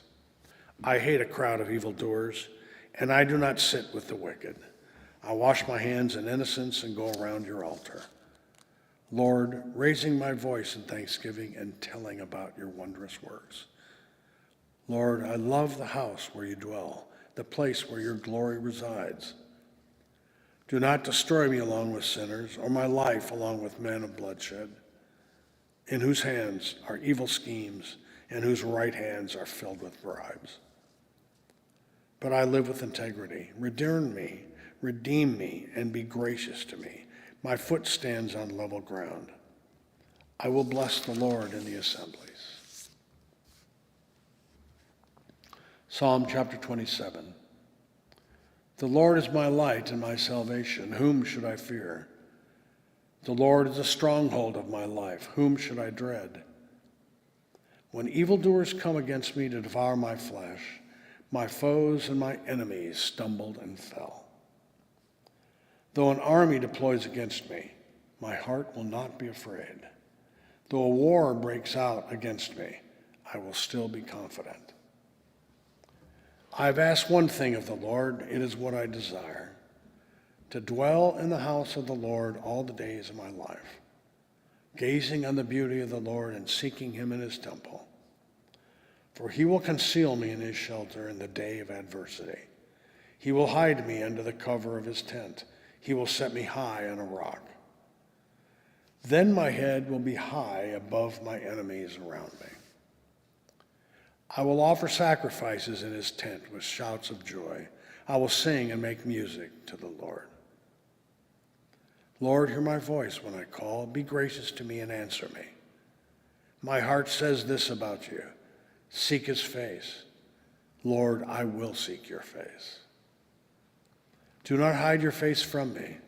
Do not turn your servant away in anger. You have been my helper. Do not leave me or abandon me, God of my salvation. Even if my father and mother abandon me, the Lord cares for me. Because of my adversaries, show me your way, Lord, and lead me on a level path. Do not give me over to the will of my foes, for false witnesses rise up against me, breathing violence. I am certain that I will see the Lord's goodness in the land of the living. Wait for the Lord, be strong, and let your heart be courageous. Wait for the Lord. Psalm chapter 28. Lord, I call to you, my rock, do not be deaf to me. If you remain silent to me, I will be like those going down to the pit. Listen to the sound of my pleading when I cry to you for help, when I lift up my hands toward your holy sanctuary. Do not drag me away with the wicked, with the evildoers, who speak in friendly ways with their neighbors while malice is in their hearts. Repay them according to what they've done, according to the evil of their deeds. Repay them according to the work of their hands. Give them back what they deserve. Because they do not consider what the Lord has done or the work of his hands, he will tear them down and not rebuild them. Blessed be the Lord, for he has heard the sound of my pleading. The Lord is my strength and my shield. My heart trusts in him, and I am helped. Therefore my heart celebrates, and I will give thanks to him with my song. The Lord is the strength of his people. He is a stronghold of salvation for his anointed. Save your people, bless your possession, shepherd them, and carry them forever.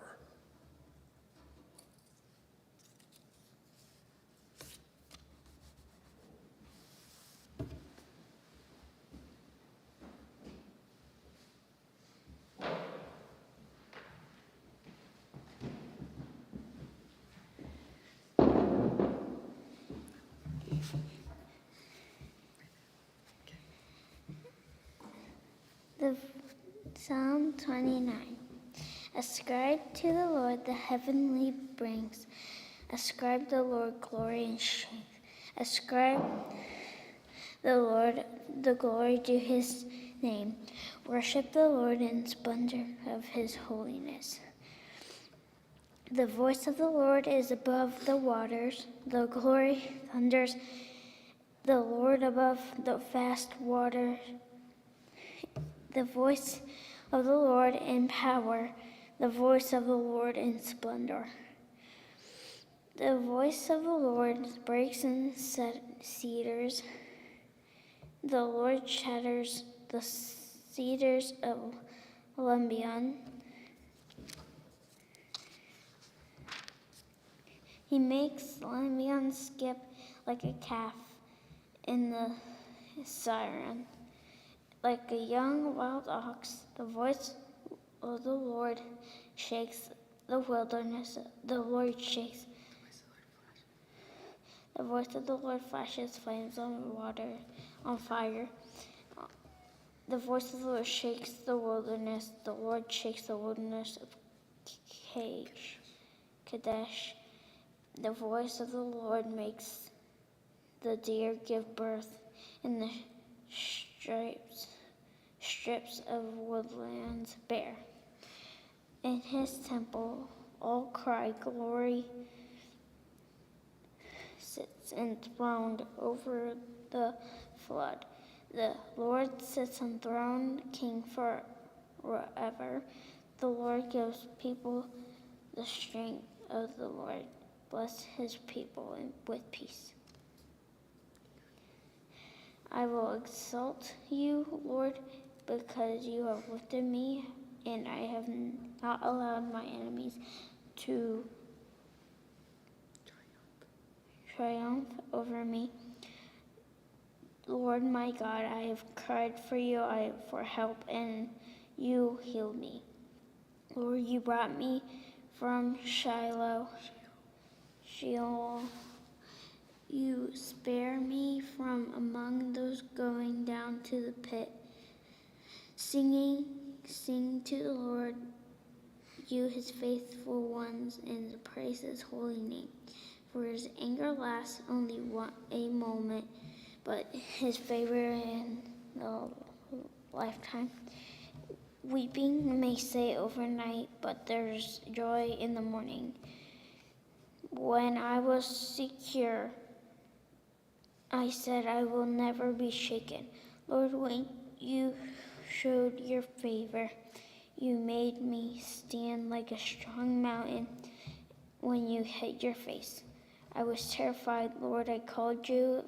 I sought your favor from my Lord. What gain is there in my death? I will, if I go down to the pit, I will thus praise you. Will thus praise you. You will it proclaim your truth. Lord, listen to and be gracious to me. Lord, be my helper and turn my lament into dancing. You removed my sackcloth and you clothed me with gladness, and so that you and I can sing to you, and I will not be silent. Lord my God, I will praise you forever. Psalm 31. Lord, I seek your refuge in you. Let me never be disgraced. Save me. But by your righteousness, listen closely to me. Rescue me quickly. Be a rock and refuge for me, a mountain fortress to save me. For you are my rock. In the fortress you lead and guide me for your name's sake. You will free me from the net that is secretly set for me. For you are my refuge, and to your hand I will entrust my spirit. You have redeemed me, Lord, God of truth. I hate those who are devoted in worthless idols, But I trust in the Lord. I will rejoice and be glad in your faithful love. Because you have seen my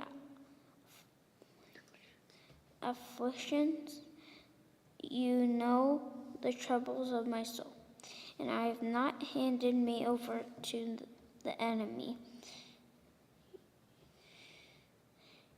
You have set my feet in the spacious place. Be gracious to me, Lord, because I am distressed. My eyes are worn out from frustration, my whole being as well. Indeed, my life is consumed with grief, and my years with groaning. My strength has failed, because my iniquity and my bones wasted away. I am ridiculed by all the adversaries, and even by my neighbors. I am dreaded by my acquaintances who set me in the street run from me. I am forgotten, gone from memory, like a dead person and like broken pottery. I've heard the gossip of many, terror of every side when they conspired against me. They plotted against my life, but I trust you, and you, Lord, I say, you are my God. What the course of my life is in your power. Rescue me from the power of my enemies and from my persecutors. Make your face shine on your servant. Save me by your faithful love. Lord, do not let me be disgraced when I call on you. Let the wicked be disgraced. Let them be quiet and shallow. Let lying lips that arrogantly speak against the righteous in the power, proud contempt, be sliced, silence. How great is your goodness that you have stored up those who fear you and accomplish in the sight of everyone, and for those who take refuge in you hide them in protection of your presence you conceal them in a shelter from the human schemes, from quarrelsome tongues. Blessed be the Lord, for he has wondrously shown its faithful love to me. In a city under siege, in my alarm, I said, I am cut off from your sight, but you heard the sound of my pleading. But when I cried to you for help. Love the Lord, all his faithful ones. The Lord protects the loyal, but fully repays the arrogant. Be strong and let your heart be courageous, all you who put their hope in the Lord.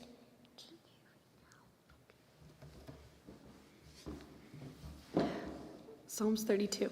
How joyful is the one whose transgression is forgiven, whose sin is covered. How joyful is the person whom the Lord does not charge with iniquity, and whose spirit is no deceit. When I kept silent, my bones became brittle from my groaning.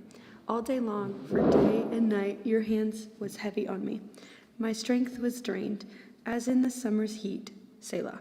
Then I acknowledged my sin to you, and did not conceal my iniquities. I said, I will confess my transgressions to the Lord, and you forgave the guilt of my sin. Selah. Therefore, let everyone who is faithful pray to you immediately. When great floodwaters come, they will not reach him. You are my hiding place. You protect me from trouble. You surround me with joyful shouts of deliverance. Selah. I will instruct you and show you the way to go with my eye on you. I will give counsel. Do not be like a horse or mule without understanding, that must be controlled with bit and bridle, or else it will not come near you. Many pains come to the wicked, but the one who trusts in the Lord will have faithful love surrounding him. Be glad in the Lord and rejoice, you righteous ones. Shout for joy, all you upright in heart. Psalm 33. Rejoice in the Lord, you righteous ones. Praise from the upright is beautiful. Praise the Lord with the lyre. Make music to him with a 10-stringed harp. Sing a new song to him. Play skillful on the strings with a joyful shout. For the word of the Lord is right, and all his work is trustworthy. He loves righteousness and justice. The earth is full of the Lord's unfailing love. The heavens were made by the word of the Lord, and all the stars by the breath of his mouth.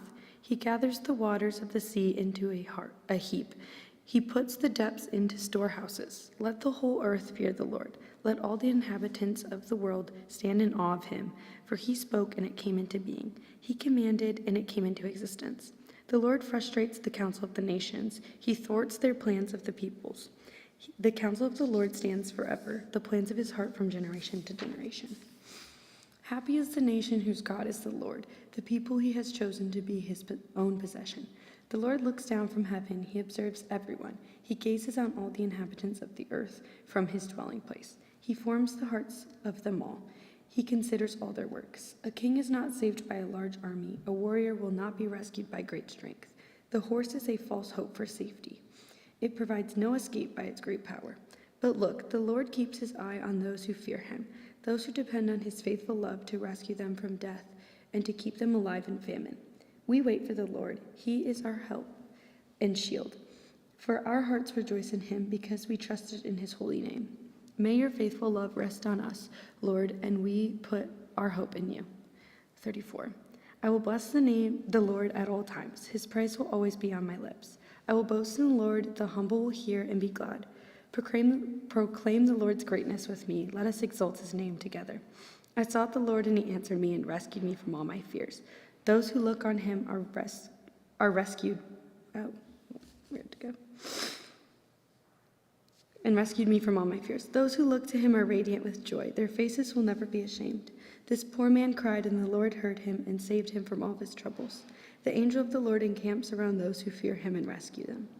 Taste and see that the Lord is good. How happy is the person who takes refuge in him. You who are his holy ones, fear the Lord, for those who fear him lack nothing. Young lions lack food and go hungry, but those who seek the Lord will not lack any good thing.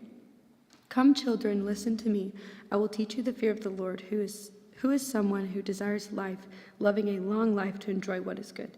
Keep your tongue from evil and your lips from deceitful speech. Turn away from evil and do what is good. Seek peace and pursue it. The eyes of the Lord are on the righteous, and his ears are open to their cry for help. The face of the Lord is set against those who do what is evil, to remove all memory of them from the earth. The righteous cry out, the Lord hears and rescues them from all their troubles. The Lord is near the brokenhearted. He saves those crushed in spirit. One who is righteous has many adversaries, but the Lord rescues him from all of them. He protects all his bones, not one of them is broken. Evil brings death to the wicked, and those who hate the righteous will be punished. The Lord redeems the life of his servants, and all who take refuge in him will not be punished. 35. Oppose my opponents, Lord. Fight those who fight me. Take your shields, large and small, and come to my aid. Draw the spear and javelin against my pursuers, and assure me I am your deliverance. Let those who intend to take my life be disgraced and humiliated. Let those who plan to harm me be turned back and ashamed. Let them be like chaff in the wind, with the angel of the Lord driving them away. Let their way be dark and slippery, with the angel of the Lord pursuing them. They hide their net from me without cause. They dug a pit for me without cause. Let ruin come on him unexpectedly, and let the net that he hid ensnare him. Let him fall into it to his ruin. Then I will rejoice in the Lord. I will delight in his deliverance. All my bones will say, Lord, who is like you, rescuing the poor from the one too strong for him, the poor or the needy from one who robs him. Malicious witnesses come forward. They question me about things I do not know. They repay me evil for good, making me desolate. Yet when they were sick, my clothing was sackcloth. I humbled myself with fasting, and my prayers were genuine. I went about mourning as if for my friend or brother. I was bowed down with grief like one mourning for a mother.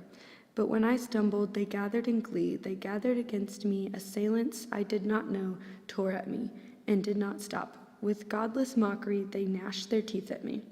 Lord, how long will you look on? Rescue me from their ravages. Rescue my precious life from the young lions. I will praise you in the great assembly. I will exalt you among many people. Do not let my deceitful enemies rejoice over me. Do not let those who hate me without cause wink at me maliciously.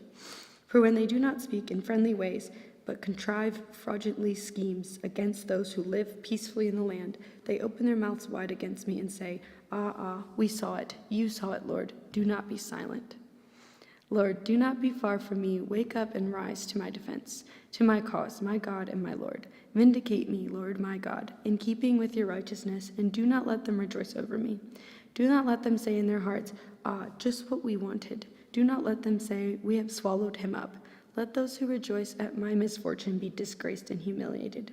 Let those who exalt themselves over me be clothed with shame and reproach. Let those who want my vindication shout for joy and be glad. Let them continually say, The Lord be exalted. He takes pleasure in his servants' well-being. And my tongue will proclaim your righteousness, your praise all day long. 36. An oracle within my heart concerning the transgressions of the wicked person. Dread of God has no effect on them. For with his flattering opinion of himself, he does not discover and hate his iniquity. The words from his mouth are malicious and deceptive. He has stopped acting wisely and doing good. Even on his bed, he makes malicious plans. He sets himself on a path that is not good, and he does not reject evil. Lord, your faithful love reaches to heaven, your faithfulness to the clouds. Your righteousness is like the highest mountains, your judgments like the deepest sea. Lord, you preserve people and animals. How priceless your faithful love is, God. Please, people take refuge in the shadow of your wings. They are filled from the abundance of your house. You let them drink from your refreshing stream. For the wellspring of life is with you. By means of your light, we see light. Spread your faithful love over those who know you, and your righteousness over the upright in heart. Do not let the foot of the arrogant come near me, or the hand of the wicked drive me away. There the evildoers have fallen. They have been thrown down and cannot rise. 37. Do not be agitated by evildoers. Do not envy those who do wrong, for they wither quickly like grass and wilt like tender green plants. Trust in the Lord and do what is good. Dwell in the land and live securely. Take delight in the Lord, and he will give you your heart's desires. Commit your way to the Lord, trust in him, and he will act, making your righteousness shine like the dawn, your justice like the noonday. Be silent before the Lord and wait expectantly for him. Do not be agitated by ones who prosper in his ways, by the person who carries out evil plans. Refrain from anger and give up your rage. Do not be agitated. It can only bring harm. For evildoers will be destroyed, but those who put their hope in the Lord will inherit the land. A little while, and the wicked person will be no more. Though you look for him, he will not be there. But the humble will inherit the land and will enjoy abundant prosperity. The wicked person schemes against the righteous and gnashes his teeth at him. The Lord laughs at him because he sees that his day is coming. The wicked have drawn the sword and strung the bow to bring down the poor and needy and to slaughter those whose way is upright. Their swords will enter their own hearts and their bows will be broken. The little that the righteous person has is better than the abundance of many wicked people. For the arms of the wicked will be broken, but the Lord supports the righteous. The Lord watches over the blameless all their days, and their inheritance will last forever. They will not be disgraced in times of adversary. They will be satisfied in days of hunger. But the wicked will perish. The Lord's enemies, like the glory of the pastures, will fade away. They will fade away like smoke. The wicked person borrows and does not repay, but the righteous one is gracious and giving. Those who are blessed by the Lord will inherit the land, but those cursed by him will be destroyed.